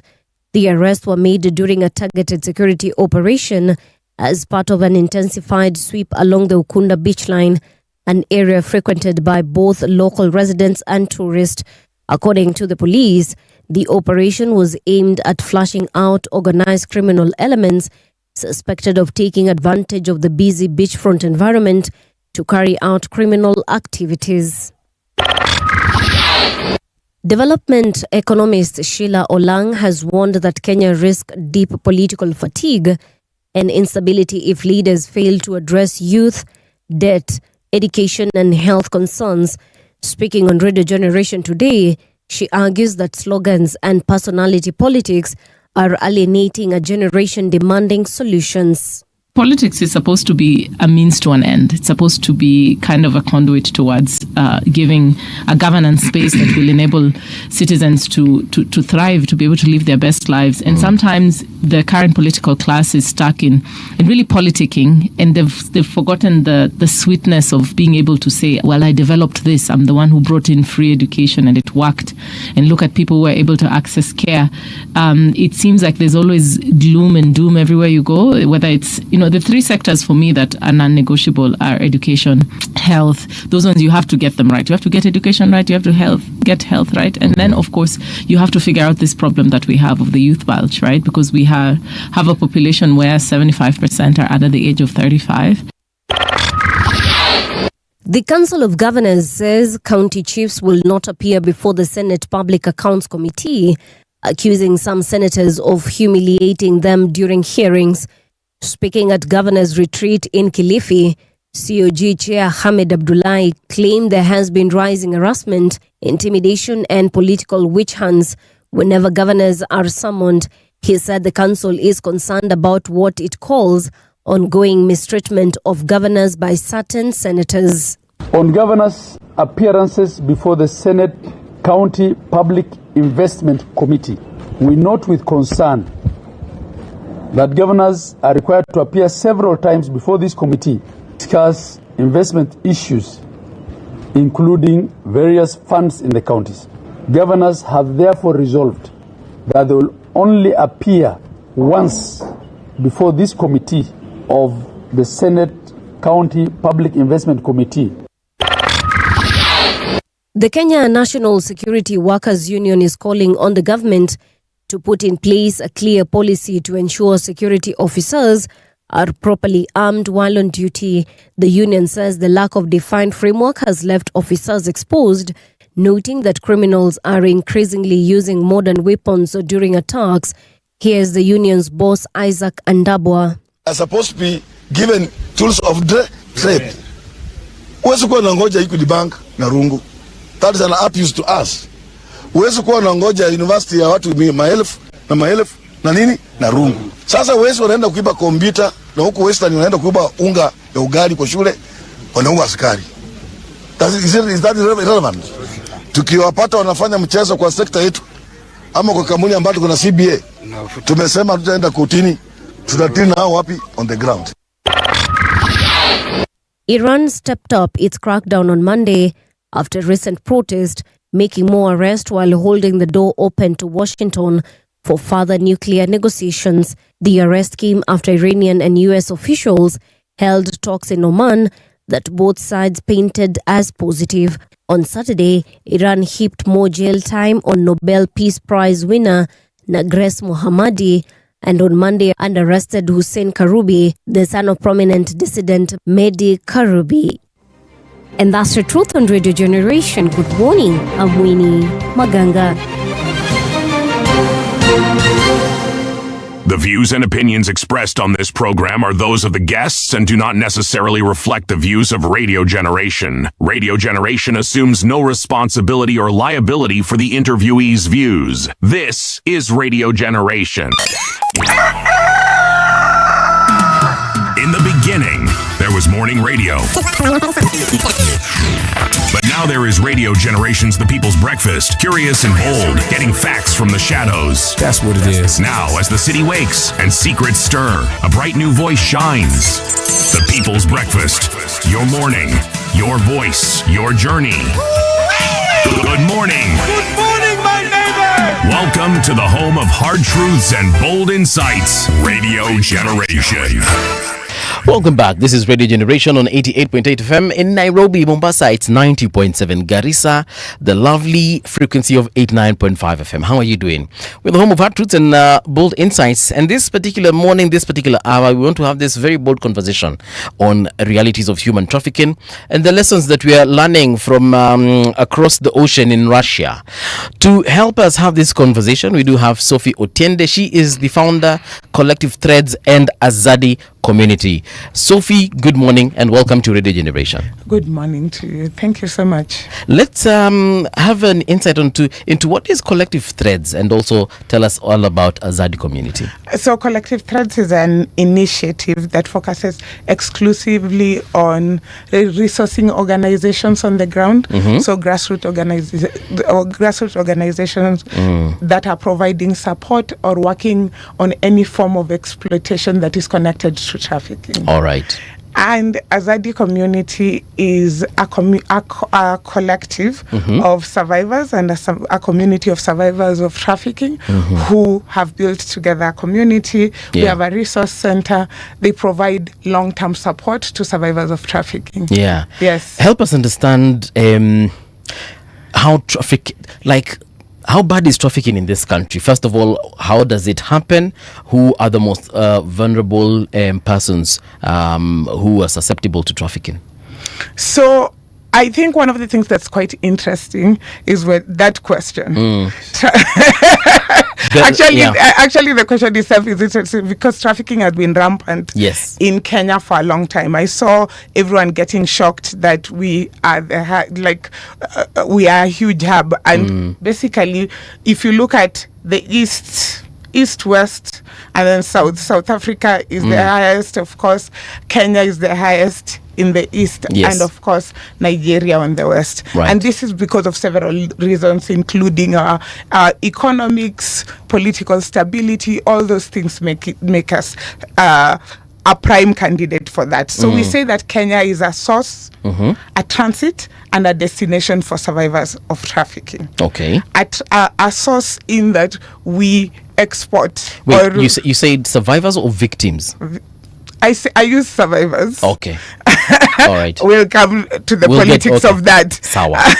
So I use survivors so Kenya is a source. Destination and a source. A source, transit, all that. The different forms of trafficking, we have internal trafficking, we have external. I think most of us are very familiar with the external one because of the cases of the Saudi Arabia cases that have been rampant throughout, but we are not very cognizant of the internal one. Right. So we have sex trafficking of Nepalese women in Kenya, we have domestic servitude. So most people my age, millennials, if I ask you, did you live with a relative who was the same age as you and was taking care of you, usually 90% of us will say yes.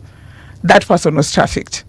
Okay. This is a relative. A relative. Could have been a cousin, an auntie, could have been a cousin, because domestic servitude is one of those things that we've become very comfortable with, right? All of us need to work. Therefore, a poor relative can come, miss school, and is possibly working long hours in your house. You're paying them, or you're sending 2,000, 3,000 to their parent, and essentially you think you're doing a good thing, because after all, if they were in Ushago, wangelala njaa. Wangelala njaa. So it's those things. In terms of vulnerability, of course, trafficking follows the same patterns as many forms of exploitation. Women and children are the most susceptible because of the different vulnerability. Of course, we talk about gender equality, we talk about age, but we are seeing a shift, right? Because we say trafficking is a gendered issue because men are trafficked in a very different way from the way women are trafficked.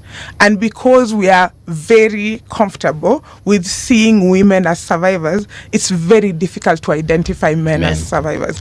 So you see that most of the time when men are trafficked, we talk about illegal migration. We talk about forced labor instead of talking about them as having been trafficked. Right. Because of that gendered perception of we only see women and girls as victims. All right. Yes. Okay.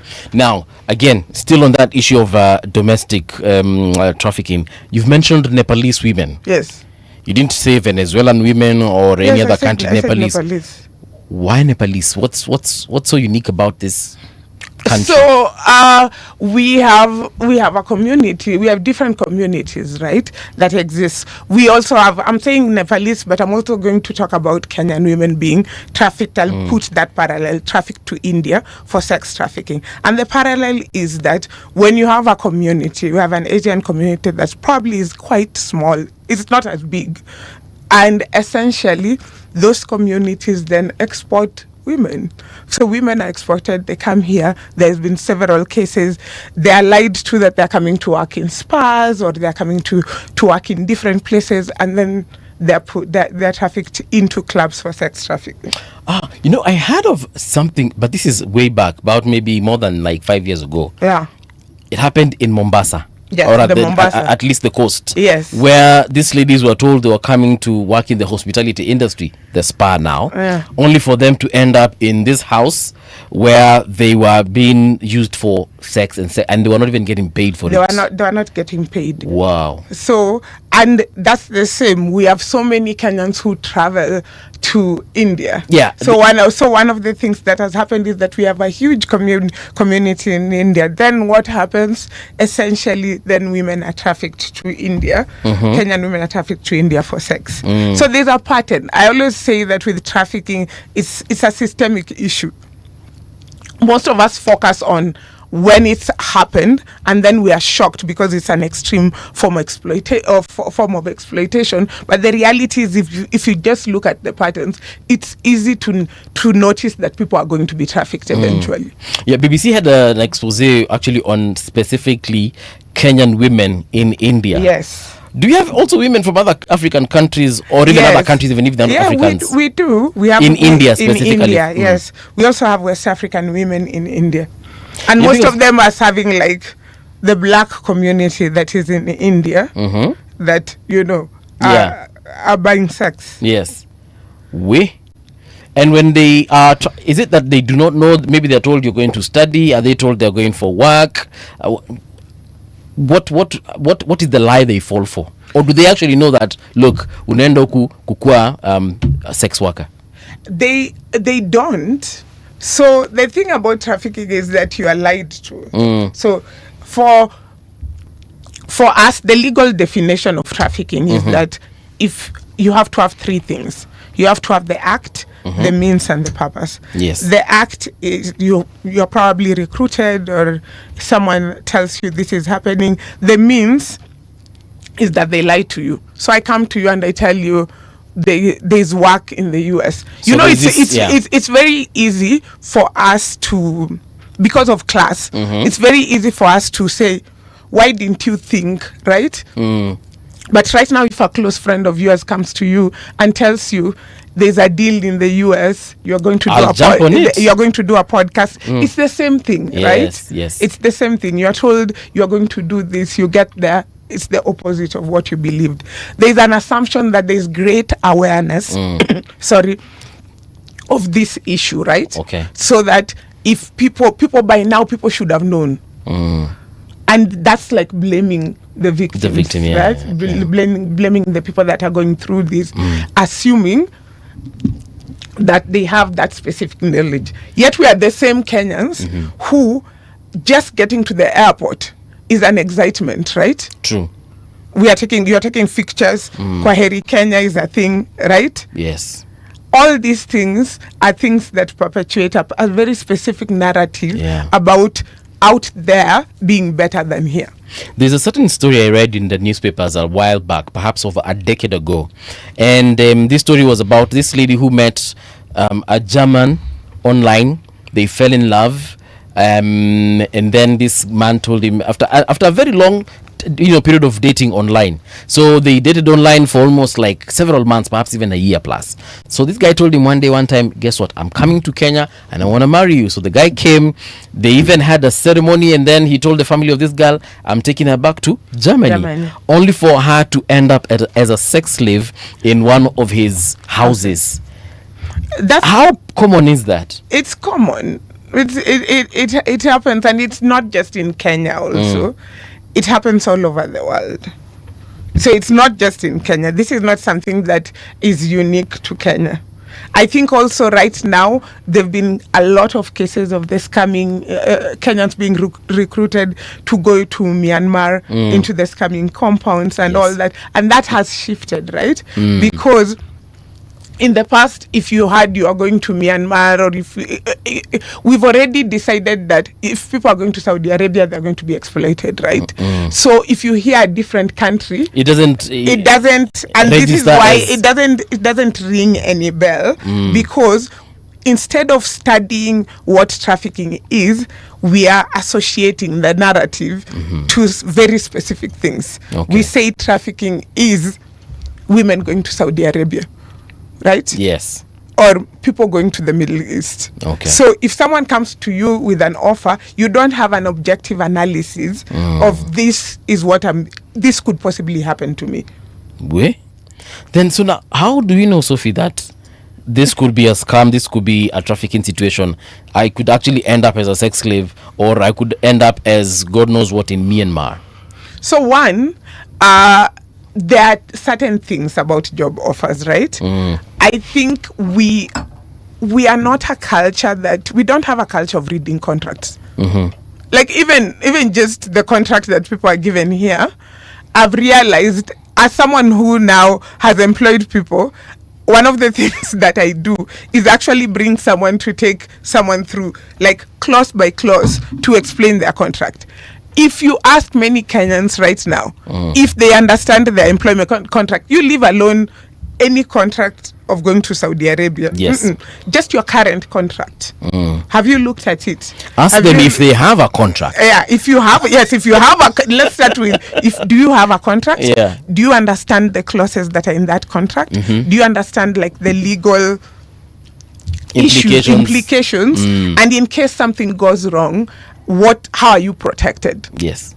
And those are not questions we ask. We are overexcited. So we don't ask those questions, and those are the questions to be asked, right? If someone tells you they're taking you to a different country, we need to understand that there are visas for working. You don't just enter a country and start working on a visitor's visa. Yeah. Most people, so long as they've gotten the visa, they don't think about it. They don't ask any questions about that. No one is supposed to withhold your documentation at any point. For example, the folks that were in Myanmar, because I said there were so many, very many Kenyans. Yes. Nata kuda ingine walikuja na a whole plane load of folks. Now, assuming I have checked my contract and everything looks legit, I have a salary, I have insurance, I have benefits, the whole shebang.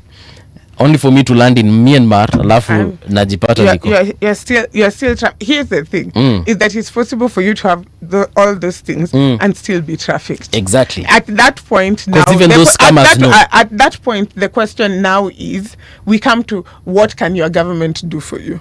Can I ask a question? Yes. How do you reduce the vulnerabilities? Because it's a certain, there are many factors, but there's a vulnerability that makes it easier for some people to be trafficked than others. Yes. How do you recognize these vulnerabilities, and what do you do with these vulnerabilities? This is where the government now comes in. Of course, it's your usual gender inequality. We have a majority of women being trafficked for sex, right? The main reason is gender, right? We how we perceive women and how we treat women and how we work with women is a huge impact. Employment is a huge thing, right? And unemployment is something that you have to take care of your family. All of us want to take care of our families, and when we have unemployment, then of course that's going to happen. He's just said, what if everything is legit and you go? At that point, it's about what is our migration policy? What is our, how can the government protect you when you are caught in a situation like that? And that's where, things start crumbling, right? Either people don't have knowledge of that or they don't get the response that they're required to get. Poverty is mentioned as one of those vulnerabilities that enable trafficking to actually flourish. Yes. Because of the people you were talking about who went to Myanmar, you can't leave this country without a passport. Yeah, no, you can't. Yes. So they got a passport. They were paid for. They were paid for. Yes. Everything that happened in the most legal way possible. Yes. Except the purpose and intention was completely different. Yes. My question, how do you differentiate trafficking and slavery? So slavery is legally slavery is a historical term that is used mainly for transatlantic slave and all that, and slavery was legal in the past. Yes. It became illegal afterwards. Human trafficking is similar to slavery in terms of the forms of exploitation, but because human trafficking from the beginning was declared a crime, that's the separation. Most people refer to human trafficking as modern slavery. Modern because it's not what used to happen in the past. It's now happening underground. It's happening because people are lying to people and are coercing people into situations. We have countries in Africa, some of the lower regions, the Sahel, going into Sudan, where slavery is still practiced. Yes, it's still. Yes. You are born into slavery, for instance. And but in places like Mauritania, you can be born into slavery. Yes, yes. Yeah? Yes. Yes, yes. And there are countries where if you're talking of trafficking like Eritrea, the percentages of per thousand is high. High, very high. Why am I raising this issue? Yes, why am I raising this issue? I'm still shocked. Born into slavery. Yes, in the year 2026. Yes, you're born into slavery. Okay, ask your question, then I'll come back. Please, this thing you really want to ask it. So these slaves in these countries you've mentioned, what do they do? Do they do like what we used to see slaves do back in the day, forced labor. Like in the Bible? Everything that the master wants you to do, you do. You do it. It is forced. It's you just labor. take your pick. There's no freedom of movement. Yeah. There is physical abuse. There is torture. There is like forced labor. You are working long hours with no pay. Okay. So it's as I said, and this is legal in that country. In the countries where you are born into slavery, it is legal. It's that you are so essentially, I'll explain it. Like if I was a slave and I have a child, my child then inherits that slavery. Yes. So basically, it's not like this country is at war and then there's this rebel group fighting with this gorilla. No. And these countries have leadership that allow that. Yes, some even call themselves democracies. Yes. Okay, you are saying something. The inequalities that we have on this planet among ourselves as human beings make it possible for some of these very horrifying things to actually happen. Why do you think young Kenyans are eager to leave the country? It's because there's an abundance of employment and they suddenly find that they want to go elsewhere. No, it's because there isn't employment. They become easy prey. Why is it that people, despite the news that they hear of what happens in some parts of the Middle East, they will still want to go? Why? Because there are also other stories of people who've gone there and their lives and their lives have changed. So Yes. people also don't put this thing into context, right? Yes. You think about like someone who, the people who, the highest form of education they've gotten is class 8, right? Think about what opportunities that make money are available to them in this country. You know, we don't think about that. Then someone comes and says, I'm going to take you and I'll provide everything. I'll pay your transport, all those things. And when you go, you'll make 30,000. They'll never be able to make 30,000 in this They'll country. never be able to make 10,000 in this country. Forget So, 30. so if we think about the context in which we live in and the realities of poverty and the realities of the experiences that people are going through, you would not judge someone saying, I'll take a risk, because it's possible that you get a good employer. Like in Kenya, there are good employers and bad employers, right?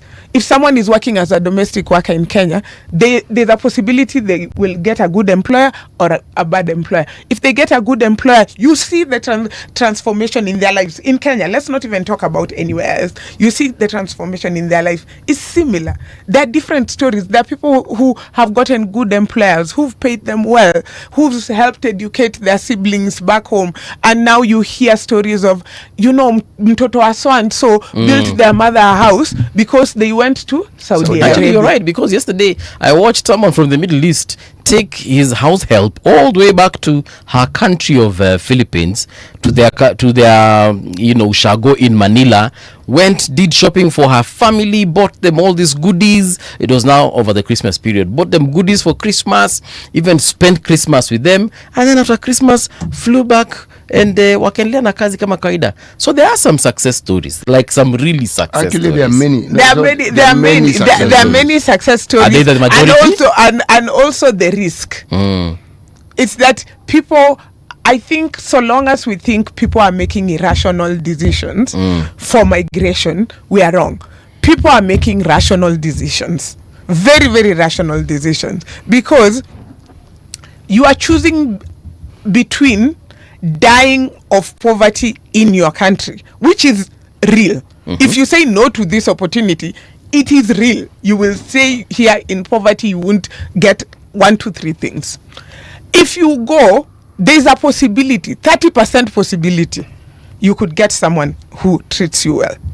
30%. Even if it's 10%, your reality of here is definitely, so long as home. Here is 0. But there is 10. There is 10. So risk that 10. Risk that 10, despite the stories, right? The reality that you're living in, they say, I think it's Warsan Shayus, a poet, who says it's in relation to people who migrate, right? And put their children on boats. And then the poem basically says no one puts their child in their boat unless home is absolutely. So the question we should be asking people when we hear this story is, what is your reality at home?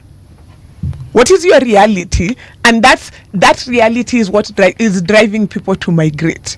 That reality is what has driven species, not just human beings. Even birds migrate when the place where they are, water ends, right? All animals migrate when they're looking for better opportunities. It's only human beings that we are confused and we are asking ourselves, like, why are people moving? Why are people moving? Are you feeding them? Are you paying rent for them? Will you educate their children? So long as we don't take care of those things that you are saying, it's hard. Home is worse than wherever they are going. Okay. One of the cases I dealt with a while back that really moved me was a woman who had gone to Libya. Yeah. Was trafficked to Libya. And we were having a conversation about the definition of exploitation. And I defined rape for them. And she laughed. She said, you have the privilege of defining rape the way you are defining it. Like, I grew up in Madare. The first time I was raped, I was 6. I got married when I was 15. My husband, who is my husband, rapes me probably every single day if I use that definition that you are saying. When I went to Libya, at least even if I was being raped, it was once a week. What? Yes, even if I was being because these are the realities that people are living with, right? She said even if I was being raped, the man of the house was raping me once in a week. I had negotiated with him. He was using a condom. With my husband, that negotiation doesn't happen, right?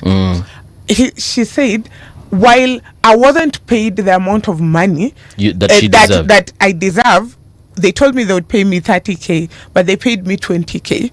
20K, I was able to give my sister, to send my sister that money. Do you know if I had 20K, my husband would take it away from me and go and get drunk. So where is safer? Well, you know, when you put it that way, there is a form of trafficking that is peculiar to our continent, child trafficking. And I was thinking around this question. What role do the guardians and the parents play in this?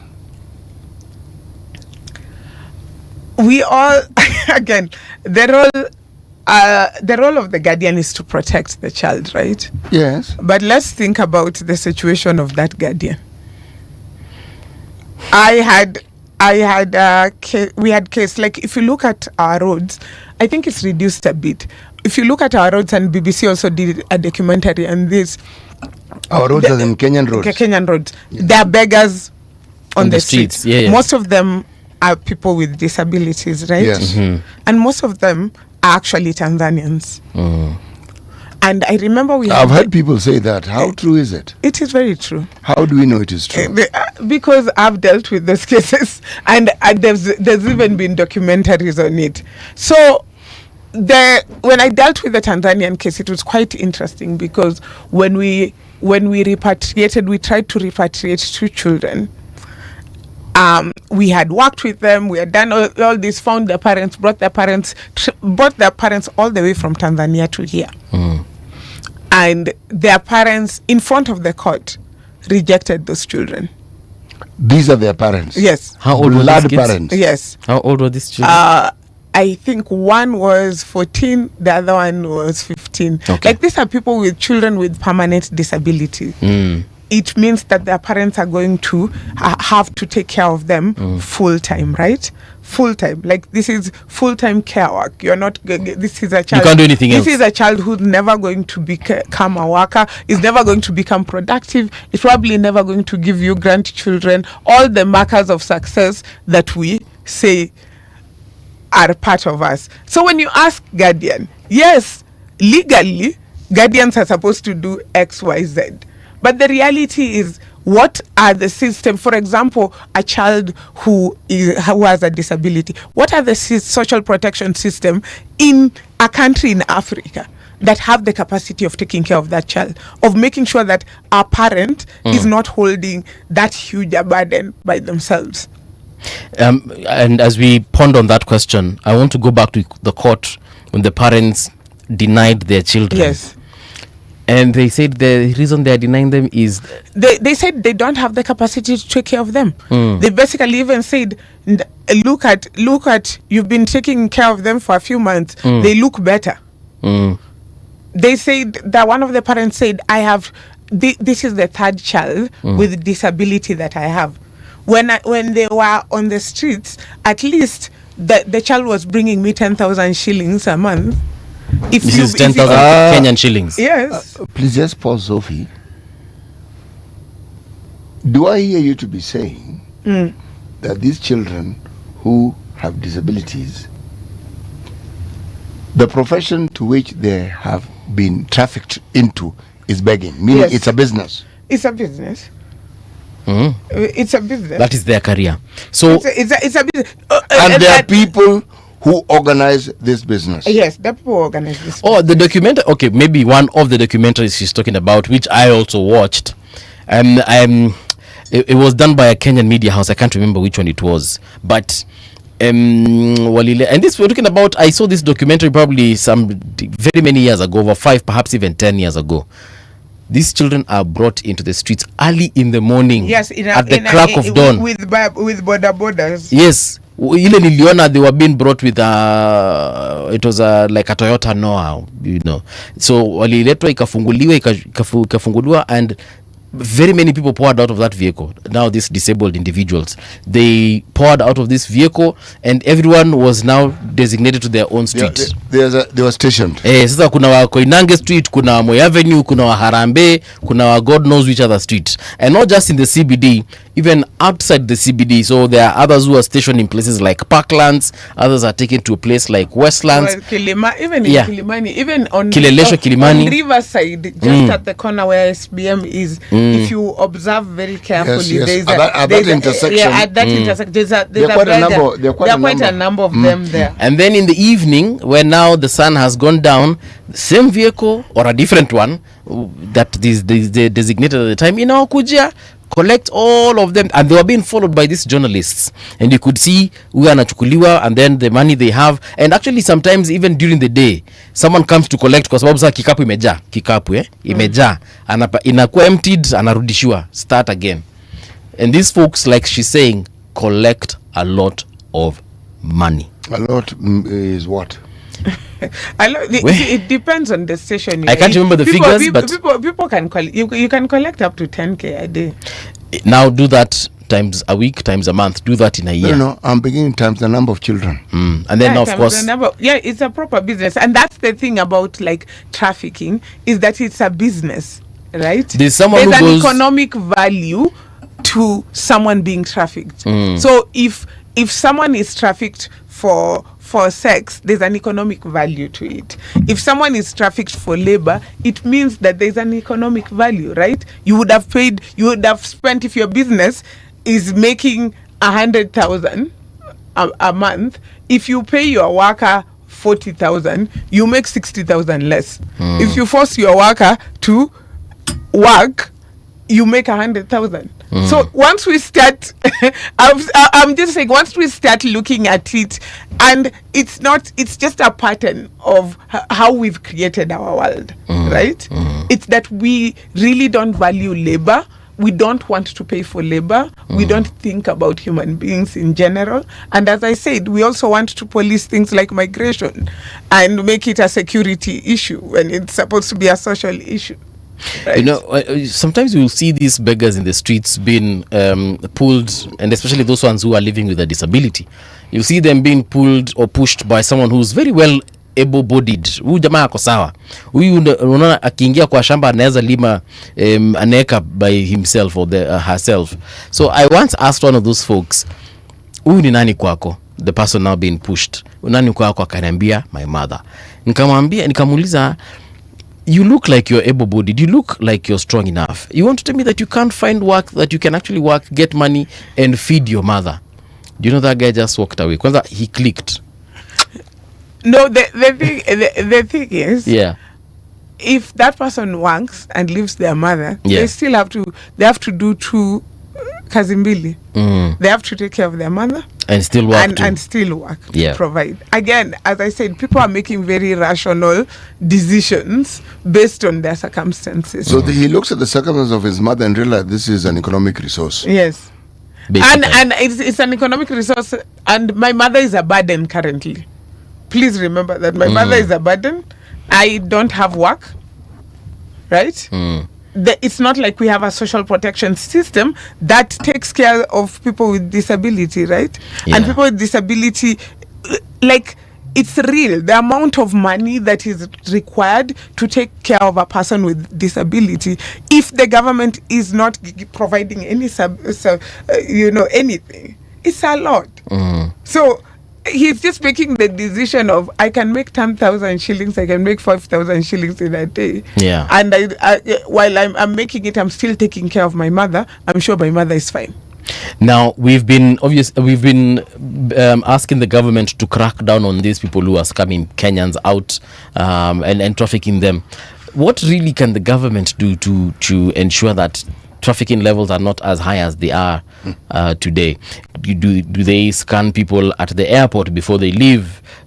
How do you scan people? Exactly. I'm just throwing. When migration is a right, we have the freedom of movement. Freedom of movement. How do you do that without infringing on someone's rights. So for example, and this is just a for example. Yes, give us I hope this example will work, or at least looks like it's a sensible one. So for example, the government knows everyone who's leaving the country. Yes. Because when we apply for tickets on whichever airline, we are registered and there's a manifest.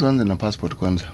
Si ndio hiyo sasa, kila mtu anajulikana. Unajua kama mimi niko na passport lakini sizitumia in a while, but the moment I go get a ticket or a visa to any country, the government knows one way or another, right? The government knows. Yes. But hata wewe if you've ever traveled, wacha tuseme to Zanzibar maybe, ama hata Uganda, do you know you are required to register with your embassy? Yes. How many people even just do that? Yeah, the few times I've been out, I've not done it.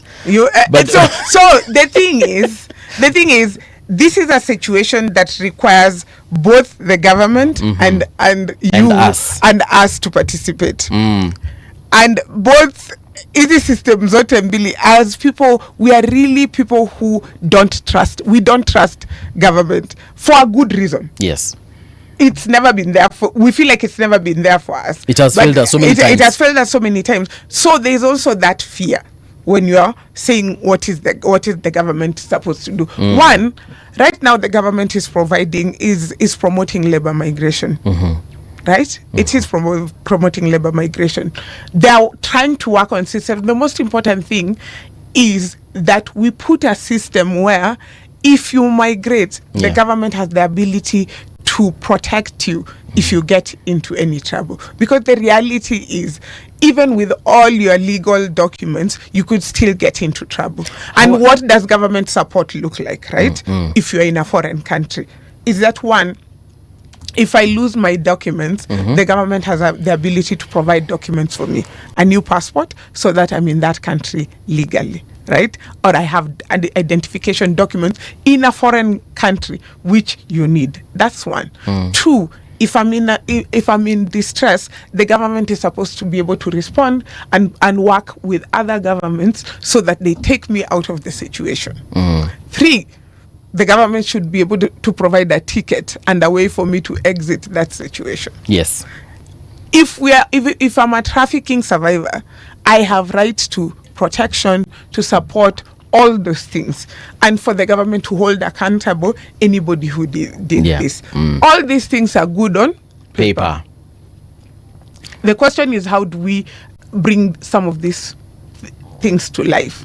I'll say Kenya has already signed several bilateral agreements with different governments. Yes. We need to look at what those bilateral agreements actually say.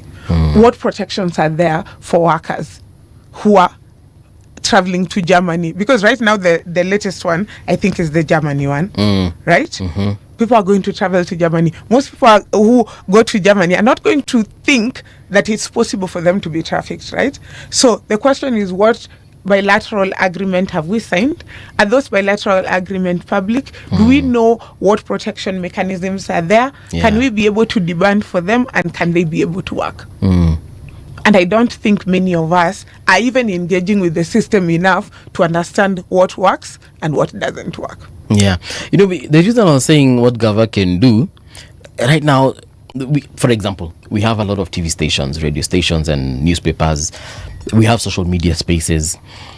I was thinking of PSAs, where government can actually put out a public announcement saying that, look, if you are traveling for work outside this country and you are unsure of your destination or your work or purpose, those things are there. Call this number. Those things I don't see them on my social media. So if you go to the social media of the Permanent Secretary for Diaspora Affairs, yes, that information is there. Do I think there's a better way for us to share that information? Yes, but the information is there. Yeah. The government has put together the National Employment Agency, right? And I feel like Kenya is really great at setting up these things. The main issue becomes when you're in trouble. Yeah. can those systems respond in We're the gonna way be- that you want them to respond? We're going to be hosting PS Njogu soon, but yes, I mean, one of the questions we shall ask her, ni hizo, but most importantly, me, I'd like to know what they're doing to sensitize the public on this, because they're on the rise, and I'm sure there's like a budget somewhere they can tweak. They do try to sensitize the public. That is something they try. But you see, in our conversation, we must include the responsibility that we have as the citizen. We cannot divorce this entire conversation from the responsibility we have. Here's Sophie, who has started off an organization. She was not told to start it. She saw a need. She understands this is something that needs to be done. If I were to choose the typical Kenyan way, I would say there's a government agency or department that's supposed to do these things. Yeah. But that's not the case. Now, to understand my point is I look at the education and the health sector, and I look at what the government has done, and I look at what the private sector has also done in that same sphere. Personal responsibility may not be easy, because you will argue like a typical Kenyan, I do not have the ability, oh poor me, I am not resourced. However, trafficking is such a problem as right now as we speak of it. It is such a big problem. It has become worse because we have a war in Ukraine, and there are people who are blaming this government directly. I'm thinking, how in the information age, where you have the freedom to get this information and to interact with it, do you blame the government? It is you who made that decision. So essentially you're arguing the government should have stopped me. They stop you, they'll be infringing on your rights. What is it that citizens who understand what is going on, what is it that they should do to ensure that more and more people understand the dangers that they may find themselves in when they respond to some of these adverts? For someone who lived and grew up at the coast, going to Saudi in those days was the best thing that could happen to most people. Literally.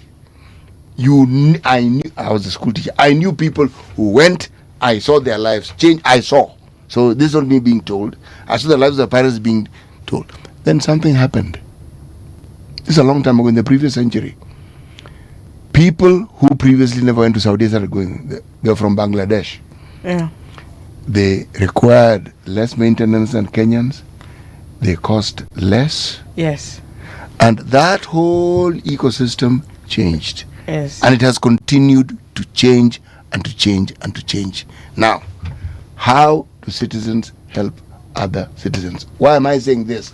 Because if we sit back and keep talking about what the government should do, and we can see what the government has done and what they're thinking, and we can see the gaps, there's an element of responsibility that we're not taking. I want to say, I want to agree and disagree with you I at would the like same you time. I want to agree and disagree with you at the same time, because disagree with me first. Let me disagree with you first. Please. No one consents to being exploited. Oh, actually we do. No. Yes, we do. No one. Yes, we do. No one consents to being exploited. Or to be mistreated. And that's why we do. That's why I was saying that we cannot escape the fact that people are making rational decisions. The way you've explained it, what is my responsibility? My responsibility, I can only think of my responsibility in the context of the circumstances I have. Right? And in the context of the knowledge base that you have of that situation. Yes, so, even if, God forbid, I know all these things, as I said, and my reality and my experience of my situation is that I'm in a dire situation, and we have the government is responsible for making conditions for us better. We actually delegate that duty to them, right? For me, the main issue I have is the social protection system. So education, as you've said, health, housing. Do people have their basic needs? Here in this country? No. If we don't, the government does not meet that. It doesn't happen. The fact that we've accepted that that's a reality that we as Kenyans are always going to lack basic needs. Yet we have enough resources in this country so that we have our basic needs met. So that if I'm making the decision to go to Russia or to go to Saudi Arabia, I'm making that decision in a clean context.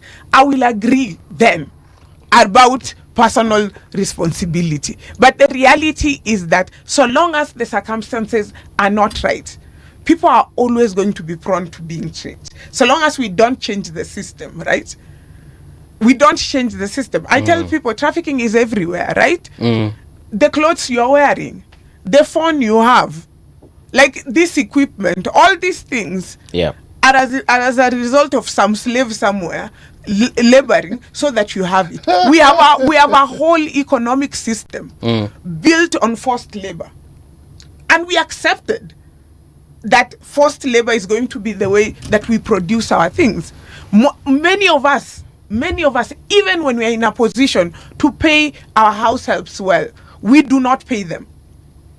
But then we expect someone in Saudi Arabia to pay Linda or Sophie the right amount, and you're busy campaigning against it. We have minimum wage in this country. Yeah. If you ask many Kenyans, do they even know minimum wage for the our house help? They don't. I tell people I'm a survivor of trafficking. Yeah. I was trafficked by my relative. Where to? I was trafficked by my relative to their house. Okay. To work, right? We don't even talk, leave alone that the kind of abuse that we've accepted is a reality in our communities. It's part of the narrative where I'm like, no, there's something that can be done. There's something that the government can do, but there's something that I agree with you. We can do. We can do. We cannot take the government away from this. We send our resources so that they can build schools. If you just fix one thing, and there's even a research that showed, immediately Kibaki announced free education. Free education. Yeah. Children go to school. If there is one meal in a day, most of the children, like, fix one thing, pay the schools, make sure meals are served in school. Most parents will send their children to school. True. The vulnerability to trafficking, trafficking ends. There's a report that basically showed when Kenyans had free primary education, do you know which children were trafficked? Tanzanian children were the ones who are being trafficked now to Kenya, because every parent was taking their children to school. Imagine if the whole region made public education free and ensured that there was school. Would reduce that significantly. So yes, it's possible, but if I'm a parent and I'm making certain decisions for survival is not pretty. It's not. It's easy for us to make decisions as a result of the classes that we have, but survival is not pretty. You make a decision of whether to sell your child or to protect your child because you have a system that doesn't protect you and you can't lean on it. And sometimes I can't judge someone for making certain decisions because their situation has forced them into it. If you look at Larry Mado when he put this story out, and you go to I went to his page. Do you know there were several people saying, take me to Russia, who is actually recruiting? No, go. After this, I want you to go to Larry's page. I saw it. He actually told them that, guys, I am not recruiting for Russia. He made it very clear. There were people willing to go. Those people are making rational decisions. We should be more concerned that people would, even when we are saying that people would say, I'd rather go, it's because their situation is bad. What can we do about changing that situation? And then we judge them for the decision you are saying. You see, you make a valid point because this is a subject on which you have infinitely more data and experience than I do. Yes, so I bow to the knowledge that you have and the experience that you have. My point was an academic one. Do you think that if today Russia were to say, okay guys, we've opened up recruitment, many people would have like yes, there are people would go. You'd have several people. You'd be overwhelmed by the number of people that would actually sign up willingly. And the main reason is their situation here is not different from whatever situation they're going to face in Russia. Imminent death. Yes. There's a likelihood that you will earn some money which you're not earning here. Yeah. And there's a likelihood that you will survive in better ways, which you will not survive here. There's a likelihood, yes. Let me explain. Then why don't they just open it up? But I don't know. Let me explain my point in one. Instead of, sorry, I'm so sorry, because I read somewhere, I think it was in today's paper, some folks were taken from Qatar, they were duped. Ukaambiwa ni aje, kuna hii kazi huko Russia, sijui they were going to be security guards, only for them to end up in the front line. You see, there's a rational decision that Sophie has mentioned. When somebody has adequate information on that subject matter and they make a decision that they think suits their purposes, that you can do. But where something can be done, it needs to be done. Poverty can be reduced, and you are right. The poverty that makes children, or that brings children into this discussion of trafficking, is some extreme poverty that even prevents children from going to school because their parents, the parents can't afford to. And correctly, yes, studies have shown irrevocably that when there is 1 million school attendance is high. Because it's high. That parent no longer has to feed that child. Yes. And in most cases, that meal is the only meal that child will have. Till tomorrow same time. Till tomorrow same time. So the main reason that parent is even sending that child to school is not so that they can receive an education. It's so that they can survive. Think about it. You are choosing between Nova Pioneer and Rockfields and whichever school, and you are thinking about St. Andrews, and you are thinking about how this education is going to transform my child, while somebody else is making the decision of I will send my child to Nyota school or Simba school because they have food. They don't care. They really don't care about the quality of education.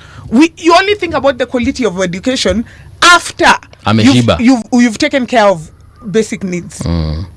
So when you've not taken care of basic needs, you cannot start blaming people for making decisions to travel, to try and survive. They're trying to survive. What we can do is actually ensure that they're protected. Okay.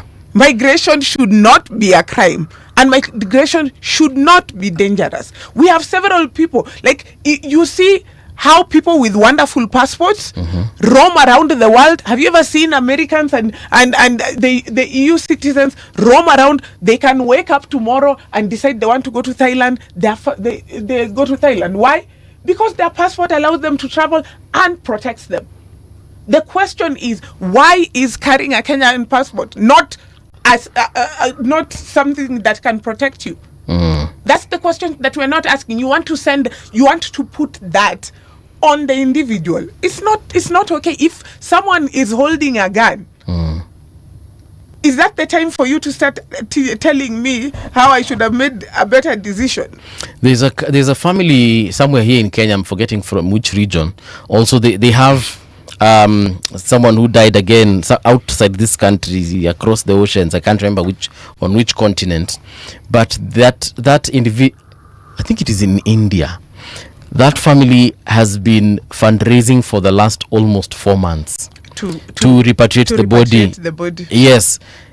I was asking myself, and I saw this story about maybe 2-3 weeks ago. I was asking myself, don't these people have an MP, an MCA, but why should a county governor? Why should an MP and an MCA do that? That should be part of the system. Exactly. And I'm going back to what you just said here, that your passport should guarantee you certain protections, and in the unfortunate event you have died, your family doesn't have to fundraise for 4 months. Yes. 4 months and counting yani inafika mahali, and because the family, one of the spokesperson of the family aliulizwa, so how much have you raised so far? Do you know how much it is to repatriate a body? Hold on. So they were asked, how much have you raised so far? The people said hakuna, because every money we are getting, hiyo kwanza ndio tunakunywa nayo chai for the next meeting. Hiyo meeting tumeketi leo, hiyo pesa inatolewa tunakunywa chai, then kesho tupatane tukunywe chai tena. Do you know how much it is to repatriate a body? Unfortunately, I don't. Yes, it's probably over $30,000 right now. You're saying it's over 4 million. Yes, it is. Kenyan shillings. It can be up to that. It can be up to that. Ask anybody. You leave the people who have been caught in difficult circumstances. If you go on X, I think I don't know if you put it down. I think it's Marcus Olang who explained the process that he went through trying to repatriate his father, who was working, I think, for the UN or some international body, and died in West Africa. The process is grueling. And those are the things that can be made easier for families, right? Yeah. That if your loved one dies, it should be easy to repatriate them. And let's not forget you're grieving. You're grieving. Yeah. Yeah. Sophie, unfortunately, we've come to the end of the show. Yeah. But thank you so much for availing yourself and for helping us have this conversation. You know, these are some of the things that we just tunaonanga headline ama uniona kwa TV, maybe you see it somewhere on social media and you scroll away. But this has been eye-opening, and to some levels I think we need to consider discussing policy in this country as far as migration is concerned, and of course trafficking. Yes, I really hope that if you are bringing the PS, that you have enough. One of the things is ask what the bilateral agreements actually contain. We shall ask. How is that information public? Can people access it? Can we create awareness around it? Because that's the most important thing. Thank you so much. Sophia Tiende, founder, Collective Threads and Azadi Community. This is where we say kwaheri, guys. Bye. See you tomorrow bright and early. Right now, though, here's the news.